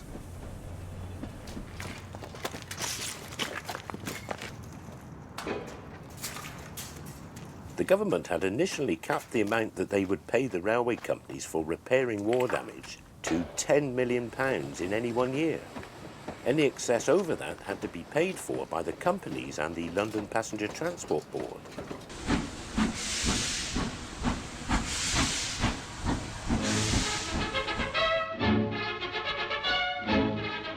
Railways have been among the chief objectives of Nazi bombers over Britain, when they haven't been aiming at churches and hospitals, and there's no denying that in hundreds of raids they have scored a good few hits.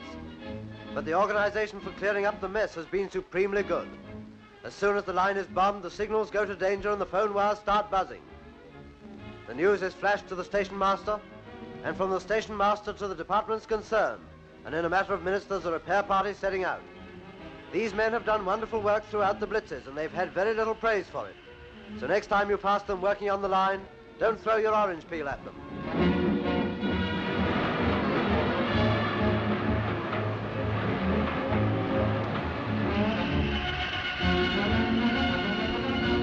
A bomb hole in the track where no damage has been done to the station or to signals can be repaired in 6 hours.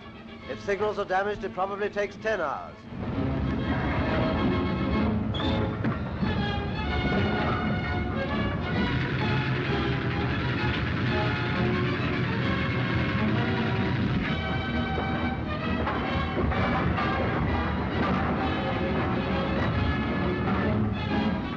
Ten hours at the most after the Nazi Air Force has bombed a British railway, the trains are running again. That's a record that Germany might well envy, especially at hand.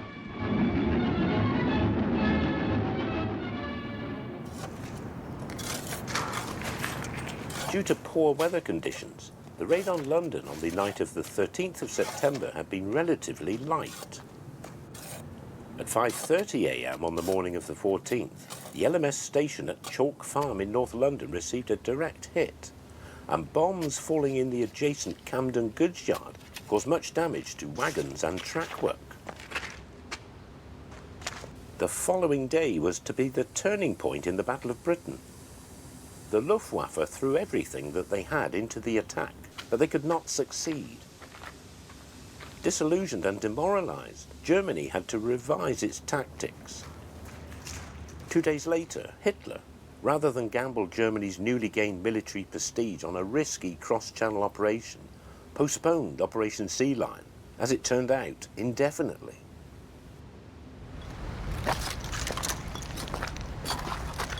On the night of September 18th, London was heavily bombed in a raid that lasted through to 5:30 the following morning, killing 495 people and seriously injuring 520.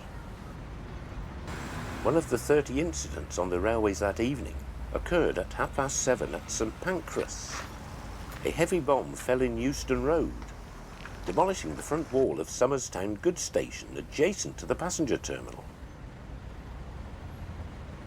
9 staff were injured in the blast at the goods station, which was badly damaged.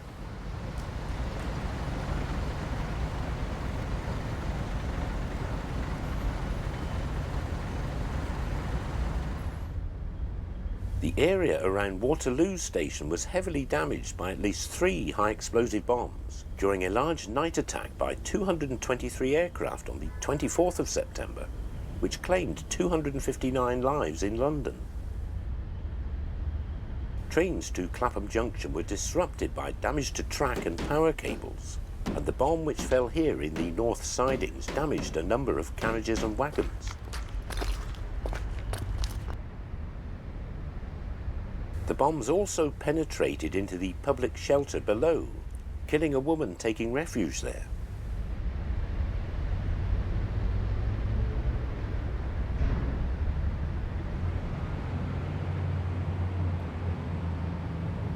On the night of the 29th of September, the LMS in North London was struck at a number of locations, including here at the Stonebridge Park carriage sheds, which took a direct hit, wrecking many coaches used on the Watford DC line.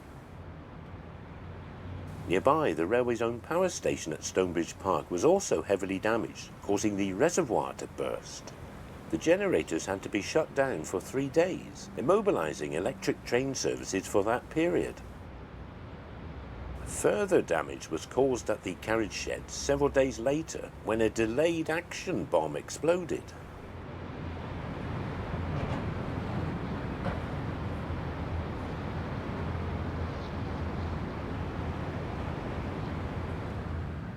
This is the scene at Charing Cross Station on the 8th of October, which was hit in a daylight raid during the rush hour at 10 to 9 in the morning. At the bridge end of the eastern side of the station, high explosive and oil bombs caused a good deal of damage to the track and bridge structure. In the station, an 8-car EMU, which had arrived earlier from Hayes, was hit by a bomb, which also damaged the station roof. The blast killed 2 staff and 2 passengers.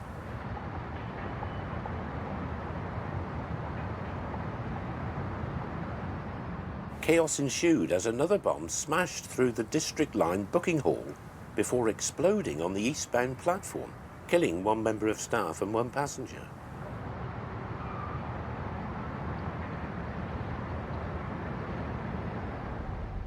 This is the LMS's Euston Hotel, which was struck at 8:30 in the evening during a very heavy air raid by 282 bombers on the 19th of October. The bomb demolished part of the rear of the hotel, although fortunately there were no reported casualties here.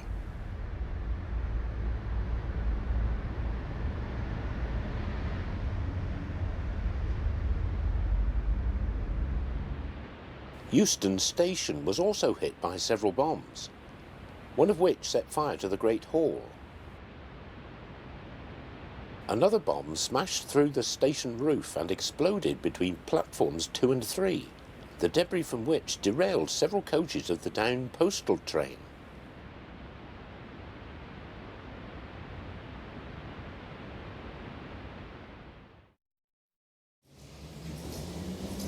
Late October 1940, and the Southern Railway's new rolling stock for their Waterloo and City Underground line begins to arrive in London from the factory of the English Electric Company in Preston.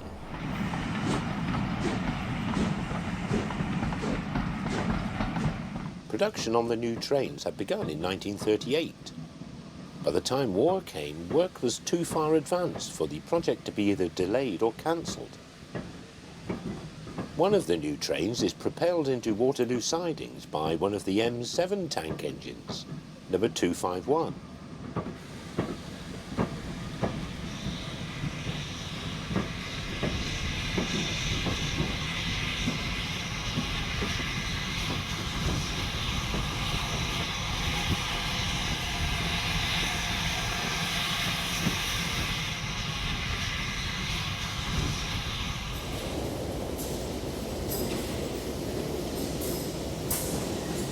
Emerging from underground via the Armstrong lift beside Waterloo Station is one car of the original trains which dated back to the Waterloo and City's opening in 1898.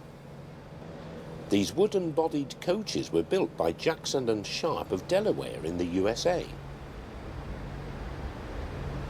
They were operated as 5 trains of 4 carriages each, and were unusual in that they could be driven from a small semi-open cab at either end of the train. This lift was the only external access to the underground. Vehicles had to be hoisted in or out individually.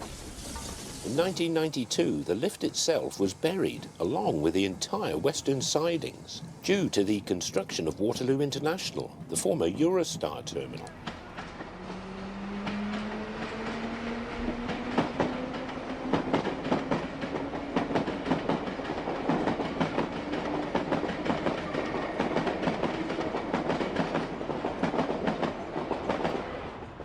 The new electric multiple units were obviously a huge improvement over the old stock for passengers. The aesthetic design was much of the period, representing a railway Art Deco look inside and out.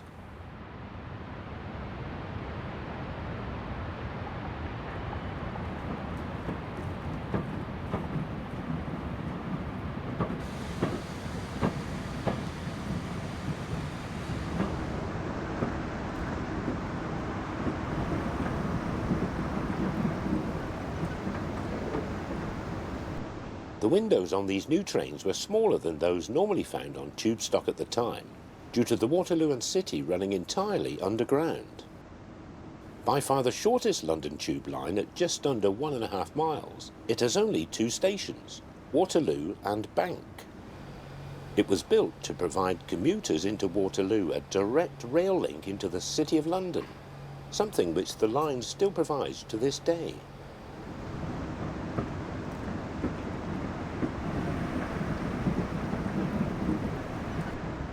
With the old stock removed, the brand new cars are taken down in the lift.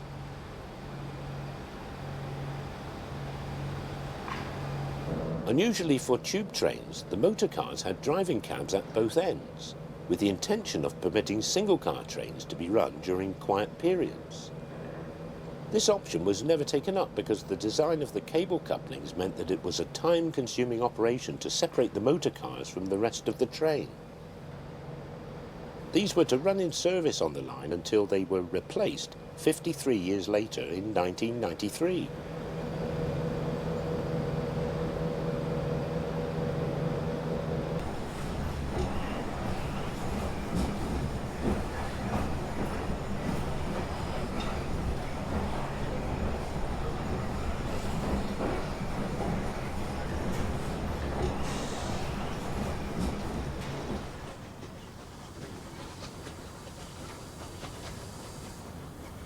On the 26th of October 1940, Prince George, Duke of Kent, arrives by special train at Feltham Goods Yard in West London for a tour of inspection where he was greeted by men from the local platoon of the Southern Railway Home Guard. Feltham, opened in 1921 on the Waterloo to Reading line, was a large railway marshalling yard designed for the concentration of freight traffic to and from southwest London, and for transfer on to other marshalling yards in the city. In operation here is former LSWR G16 class 4A tow tank number 492, of which type only 4 were ever built. They were designed specifically for heavy shunting over the humps here at Feltham.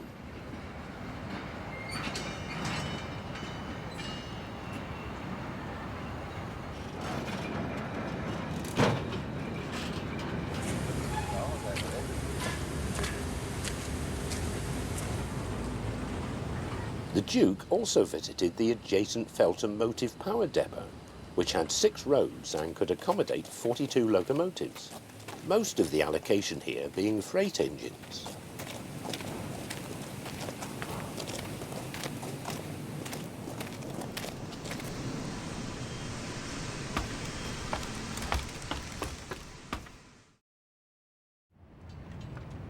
On the 9th of November 1940, on the LMS's North London Railway, work is underway repairing some serious damage near Dalston Junction Station. During an air raid the previous evening, a high-explosive bomb had exploded on the tracks, wrecking 2 of the running lines and badly damaging the railway overbridge.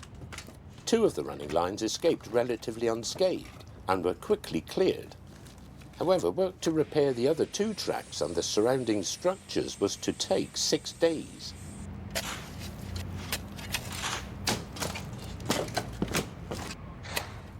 Originally, the North London Railway ran from Camden Town through Dalston to Poplar, connecting the north of London to the East and West India docks.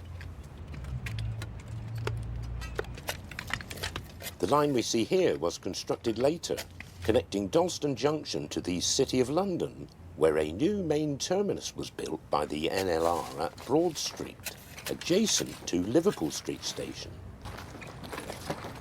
This section had been electrified in 1916 using the 600-volt DC system.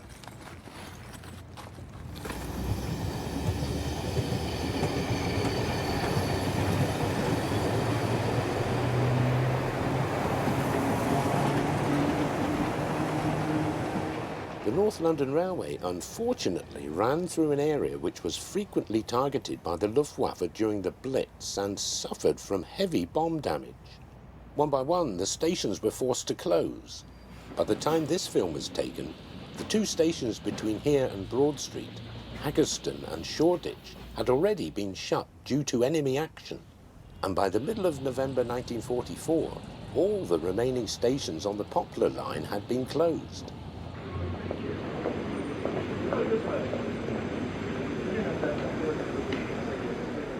Although air raid shelters had been provided in the vicinity of large railway stations for the use of both staff and the travelling public, by late 1940, the severity of the air raids being inflicted by the Germans had highlighted the inadequacy of the precautions set up before the war. Additional measures had to be undertaken, including more shelters and protective equipment, along with the provision of air raid spotters.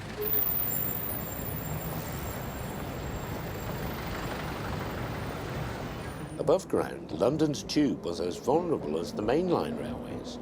However, its subsurface stations soon became a haven for tens of thousands of Londoners seeking shelter from the nightly bombing raids. Tube trains are bringing refreshments to platform shelterers. Over 120 canteens are being installed. 48 of them are already operating. When the provisions are unloaded, the canteen attendants set up shop while their customers lay down their beds for the night. There may be a blitz going on hundreds of feet overhead, but down below, tens of thousands of shelterers are going to make short work of 250,000 cups of tea and cocoa, to say nothing of buns, cake, apples and chocolate.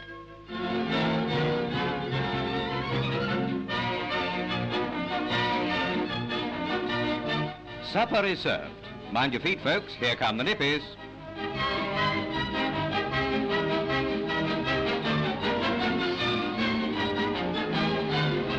Boy, oh boy, has he been waiting for that. Now then, Grandma, wake up or you'll have night starvation.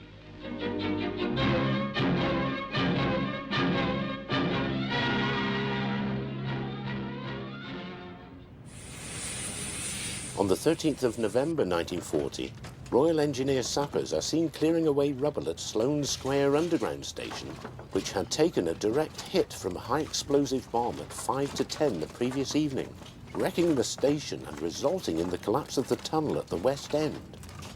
43 people were killed and 51 were injured. This is Coventry Railway Station following the most severe air raid to hit the city during the war. The raid by over 500 bombers began on the evening of the 14th of November 1940, devastating 3/4 of the city centre, including the ancient cathedral, and killing 568 people. The station buildings took some heavy damage. Fortunately, the main running lines escaped the worst of the bombing and were reopened on the afternoon of the 16th.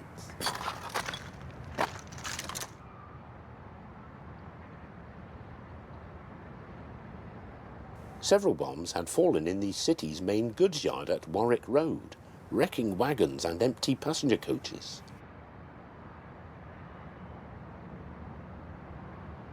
About 30 high-explosive bombs fell on or near to railway property in Coventry, but compared to what happened in the rest of the city, the extent of the damage on the railways was not too severe.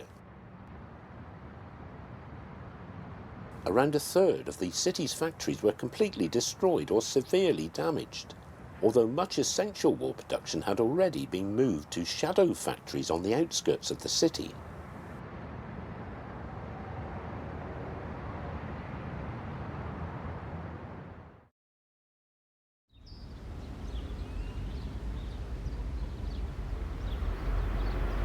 On the 29th of November, the Minister of Transport, John Moore Brabazon, visits the Southern Railway's wartime headquarters at Deep Dean House near Dorking in Surrey and inspects the local platoon of Home Guard railwaymen.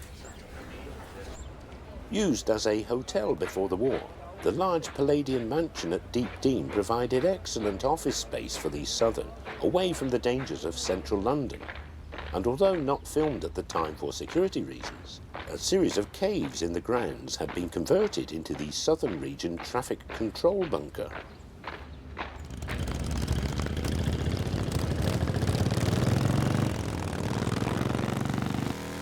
At Deep Dean, we also get a demonstration by some of the Southern Railway's motorcycle dispatch riders. They were used on a day-to-day basis for the movement of urgent paperwork between Deep Dean and the various divisional headquarters.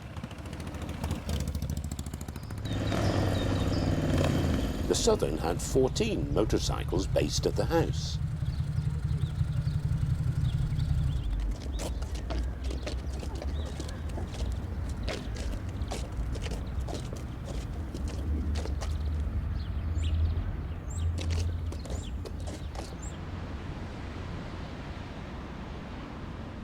Southampton was attacked in two major raids on Saturday the 30th of November and Sunday the 1st of December, each time lasting nearly all night from 6 p.m. onwards. The city centre and docks area suffered the main concentration of bombing, and on the second night there were massive fires, partly due to damaged water mains. 123 people were killed across the city.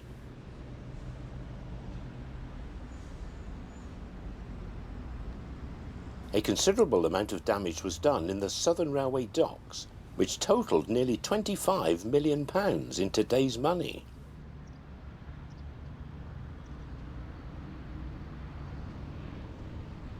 At Ranks flour mill, which had been hit on the Sunday night, a hole punched through by one of the bombs can be seen in the wall of the silo.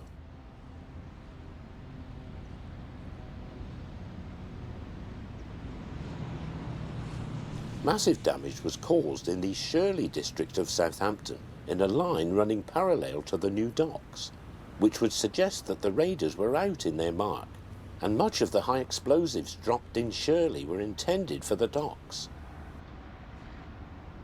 A large number of buildings were destroyed in the docks, including 3 warehouses, the Canadian Pacific Depot, the general stores and 9 transit sheds, although damage to the quays and cranes was comparatively small.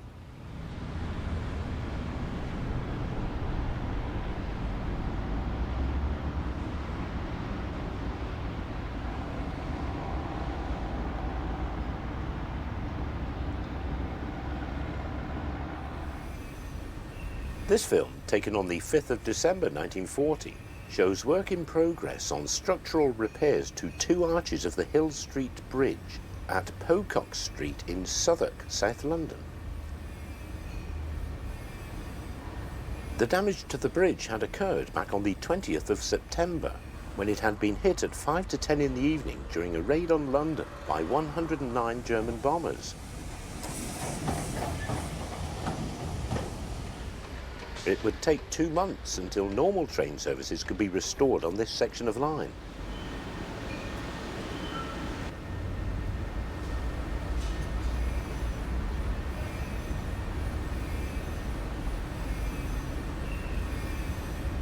Passing over the bridge is a freight train hauled by an Ivett-designed LNER N1 class number 4565 from Hornsey Shed.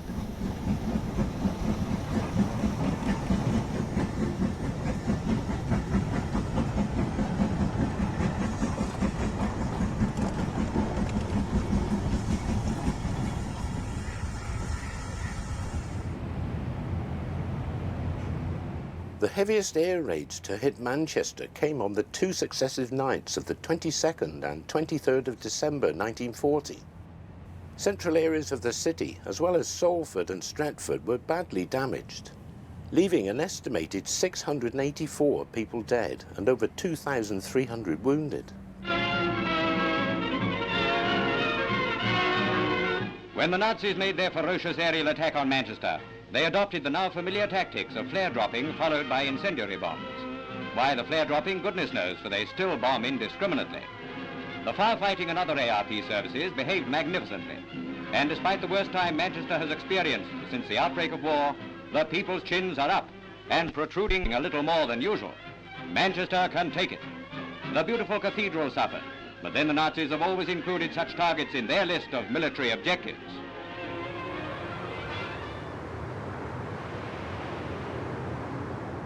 This is the shattered remains of Manchester Exchange Station, which was struck by bombs and incendiaries from around midnight onwards on the first night of the raids.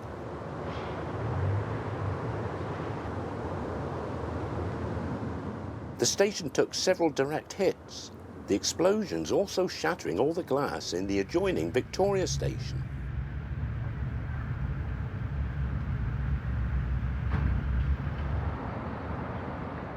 The majority of the station buildings were gutted by fire, and the roof of the main building collapsed, along with parts of the train shed roof.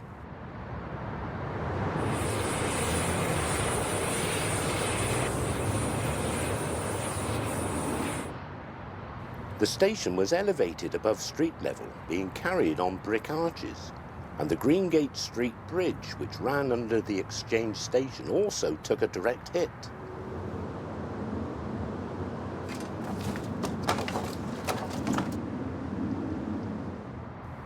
The following evening, both the Exchange and Victoria stations were further damaged by explosions, killing 2 members of staff along with 2 passengers. 16 others were also injured.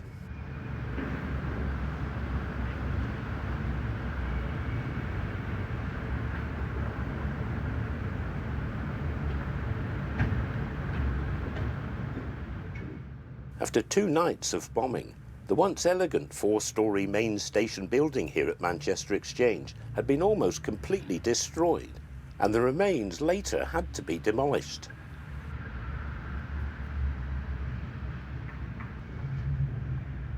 The damage inflicted on the Exchange station reflected what had happened to large areas of the city over those 2 nights. In the centre of Manchester, once the hub of the world's cotton industry, 165 warehouses were destroyed or severely damaged. Many railway warehouses and goods depots were badly hit as well.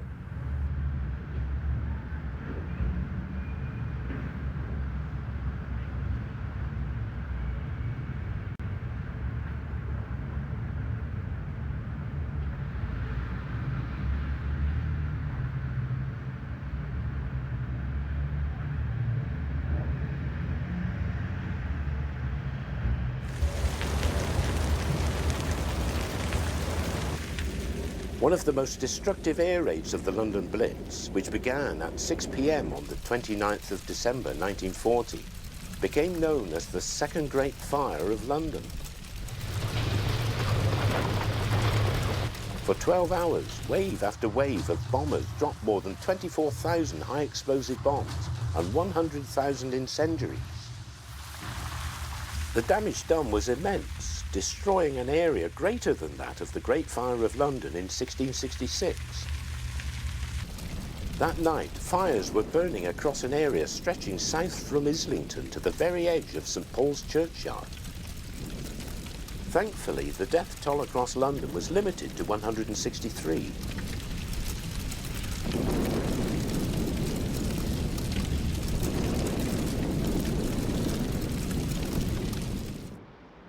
The railways in the capital were badly affected during the raid, mostly in areas operated by the Southern and the LNER.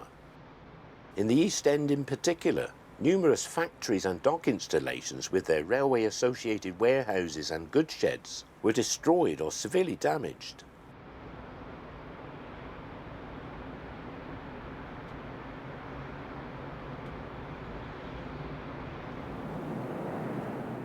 This film was taken at Victoria Station on the day after the raid, the 30th of December, and shows men of the 191st Railway Operating Company, Royal Engineers, directing trains in and out of the station by hand flagging and hand point operation, due to a total loss of the signalling system. The damage at Victoria had actually occurred during a raid on the evening of the 21st of December. A large bomb fell close to the central signal box, killing a signalman and another member of staff.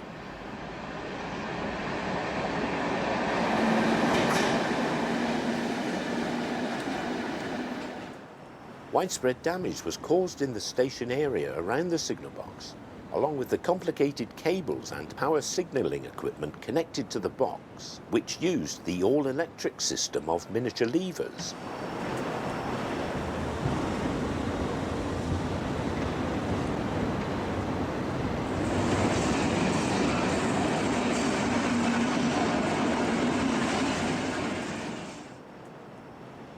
At the height of the disruption, the use of handheld signal working limited the number of train movements to just 5 an hour. This figure improved as tracks and signalling systems were gradually brought back into action. All repairs were eventually completed on the 5th of January 1941.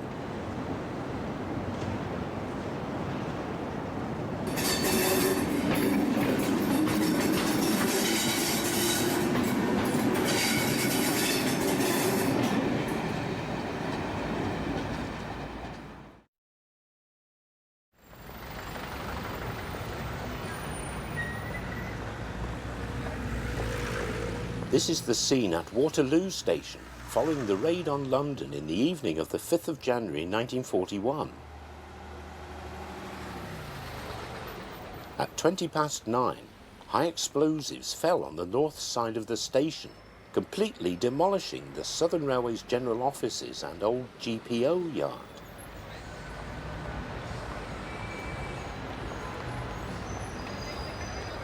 Waterloo was unfortunate that night, as the raid had been a comparatively minor one, which had done little substantial damage in the city, although 28 people were killed and 70 seriously injured.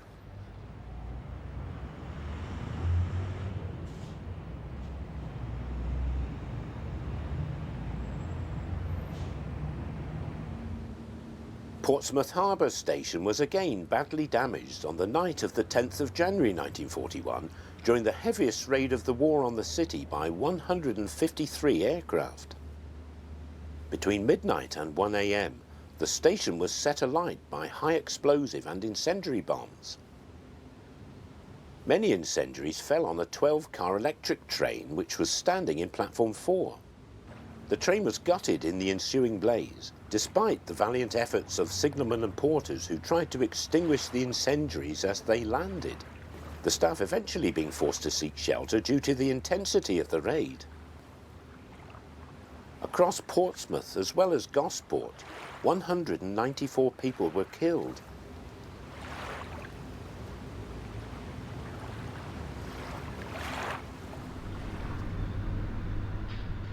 On the same night, at Fratton on the east side of Portsmouth, the Southern Railway's locomotive and carriage sheds were also badly hit.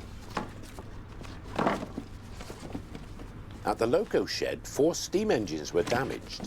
Home Guard member and Chief Foreman George Collins was awarded a British Empire Medal for displaying great courage in his efforts fighting fires during the raid with buckets of water due to the failure of the hydrants.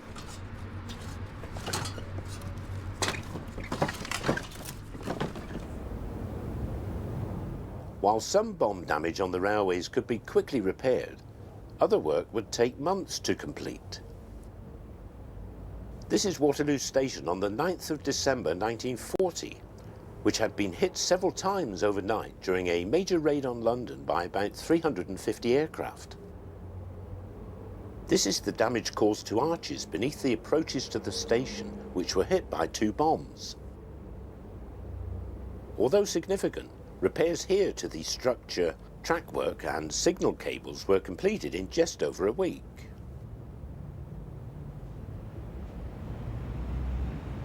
The worst damage was caused outside the main entrance to Waterloo. At around 10:45 in the evening, a large bomb had fallen on the approach road outside the Victory Arch, causing a crater 70 feet wide. This also penetrated down as far as the Waterloo and City Line tunnels, which ran directly below this spot. The blast also fractured a water main, which flooded the tunnels with 4.5 million gallons of water. As a result, services on the Waterloo and City were totally suspended and did not resume for nearly 4 months.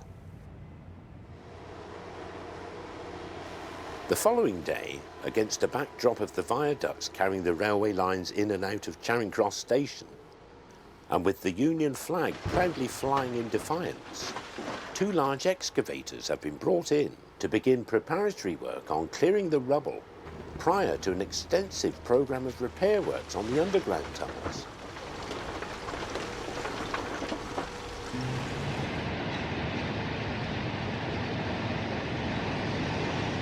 The Southern Railway's cameraman returned to the same location on the 4th of March 1941 to film the ongoing repair work to the tube tunnels, which at this time was several weeks away from the stage when any test runs by passenger trains could be undertaken.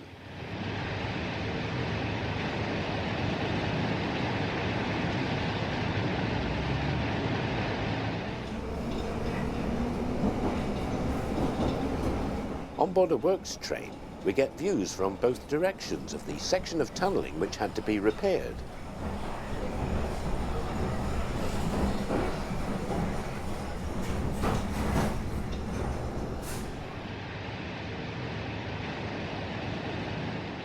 Below ground, on both the up and down lines, all of the remains of the original tubular tunnels had been taken away during the excavations and was gradually being replaced by a steel frame structure lined with bricks.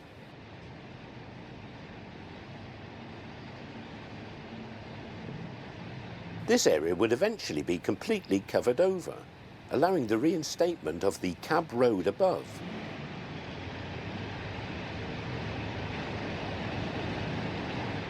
On the 14th of March, a Waterloo and City Line train takes its first run through the worksite.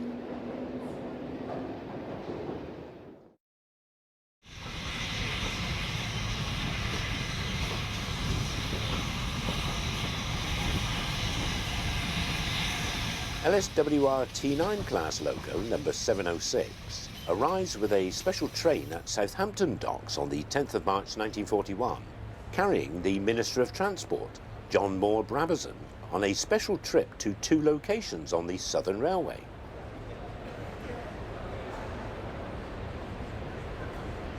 Southampton Docks had been a significant target for the Luftwaffe, and part of the Minister's visit was to meet some of the railwaymen who formed part of the dock's own dedicated teams of ARP workers and firefighters.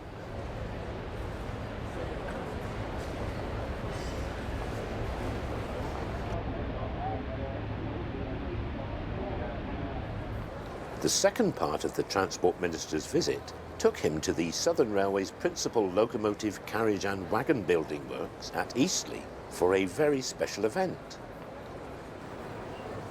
He was to officially name the prototype of the Southern's new Merchant Navy class streamlined steam locomotives. Design work by Oliver Bullard, the railway's chief mechanical engineer, on the new class of 462 engines had begun in March 1938, and despite production being held back as railway workshops were busy supporting the war effort, Bullard managed to persuade the management that these were mixed traffic locomotives, and construction work began.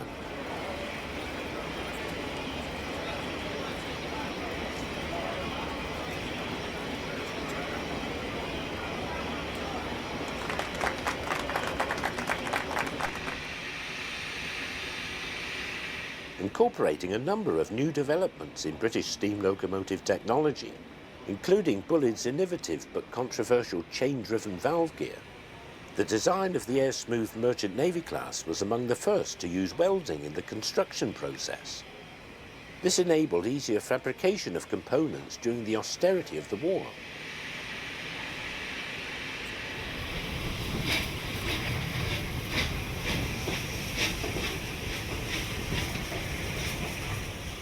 After undergoing extensive trials and minor modifications, Channel Packet entered service with the Southern in June 1941.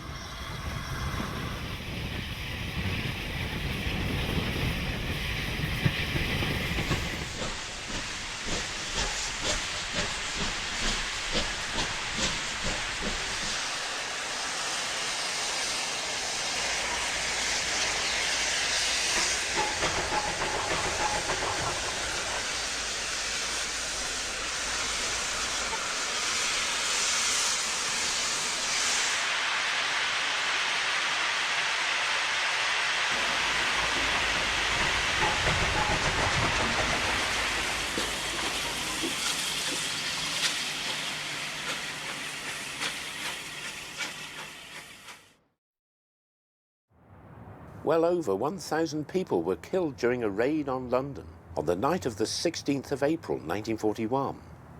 Charing Cross Station was badly damaged. A very large number of incendiaries fell on the station premises, setting fire to the wooden extensions of 6 platforms, along with the coaches of 3 electric trains in the station and 1 train on Hungerford Bridge. The same night at Waterloo, bombs were repeatedly falling on the area. Built to run funeral trains to Brookwood Cemetery, the terminus of the London Necropolis Railway was destroyed as multiple incendiary devices and high explosive bombs rained on the station, hitting the central section of the station building, wrecking the chapel and third-class waiting room.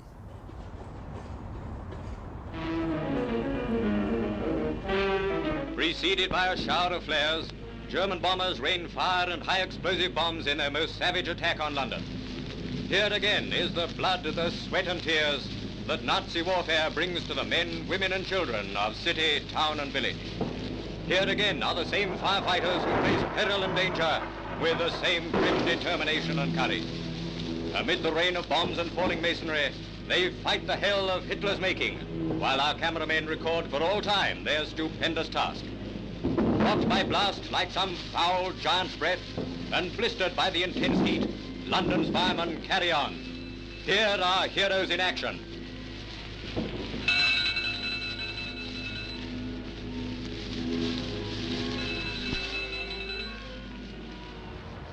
Over the next few days, the air raids intensified in their severity, and at 10:15 in the evening of the 19th of April, during an attack by 712 bombers, a string of high explosive bombs fell on the railway around Blackfriars Junction, causing much destruction.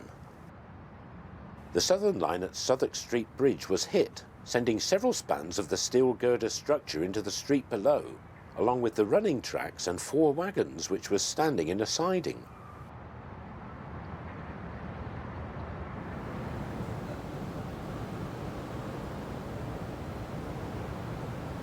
By early May 1941, the end of the Blitz was in sight.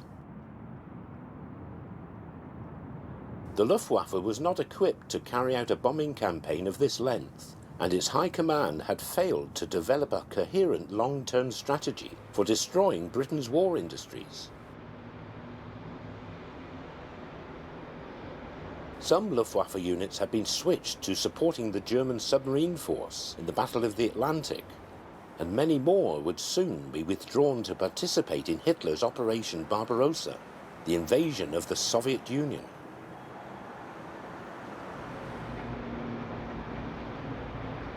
German air supremacy at night was also now under threat, with British night fighter operations out over the Channel proving highly successful.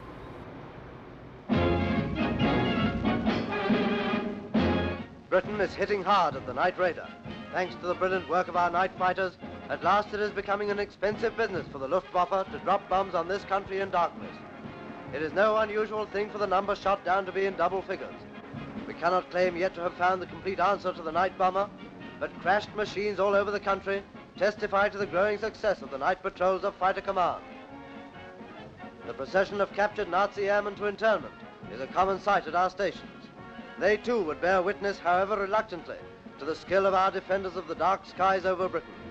This is one time when we really like to see a German, when he's out of action.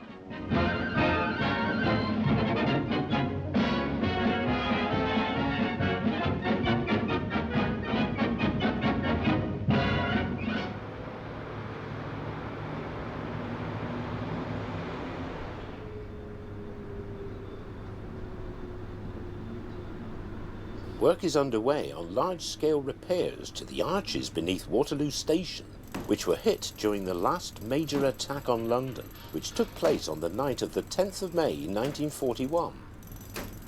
A record 1,436 people were killed in London that night.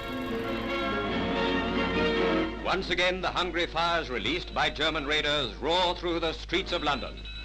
Again, it is the dauntless courage of our firemen which wins the battle of the flames. On this moonlit night, when the capital was once more singled out on which to vent Goering's spiteful spleen, many famous buildings were severely damaged.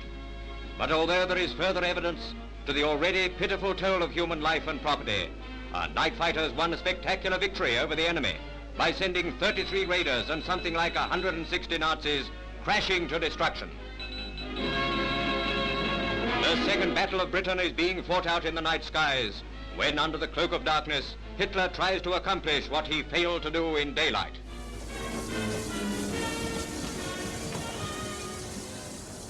Here at Waterloo, the fire started by one small bomb in the arches which carry the station could have led to a catastrophic collapse of the platforms above. Just after midnight, the bomb had penetrated the station and then exploded at basement level inside one of the arches, resulting in a fierce fire. This soon spread to several adjoining arches, which had been let out as bonded warehouses and contained a vast amount of wines and spirits. The heat from the burning spirit was very intense, and in the ensuing inferno, the arches extending the width of the station were very badly damaged.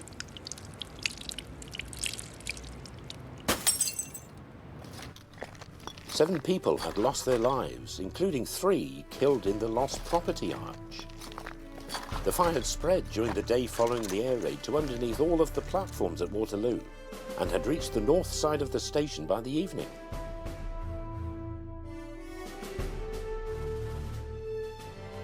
It was not until over 3 days later that the blaze under platforms 1 to 11 was reported to be out, and it would take another day and a half to fully extinguish the fire. Waterloo Station had been saved from destruction.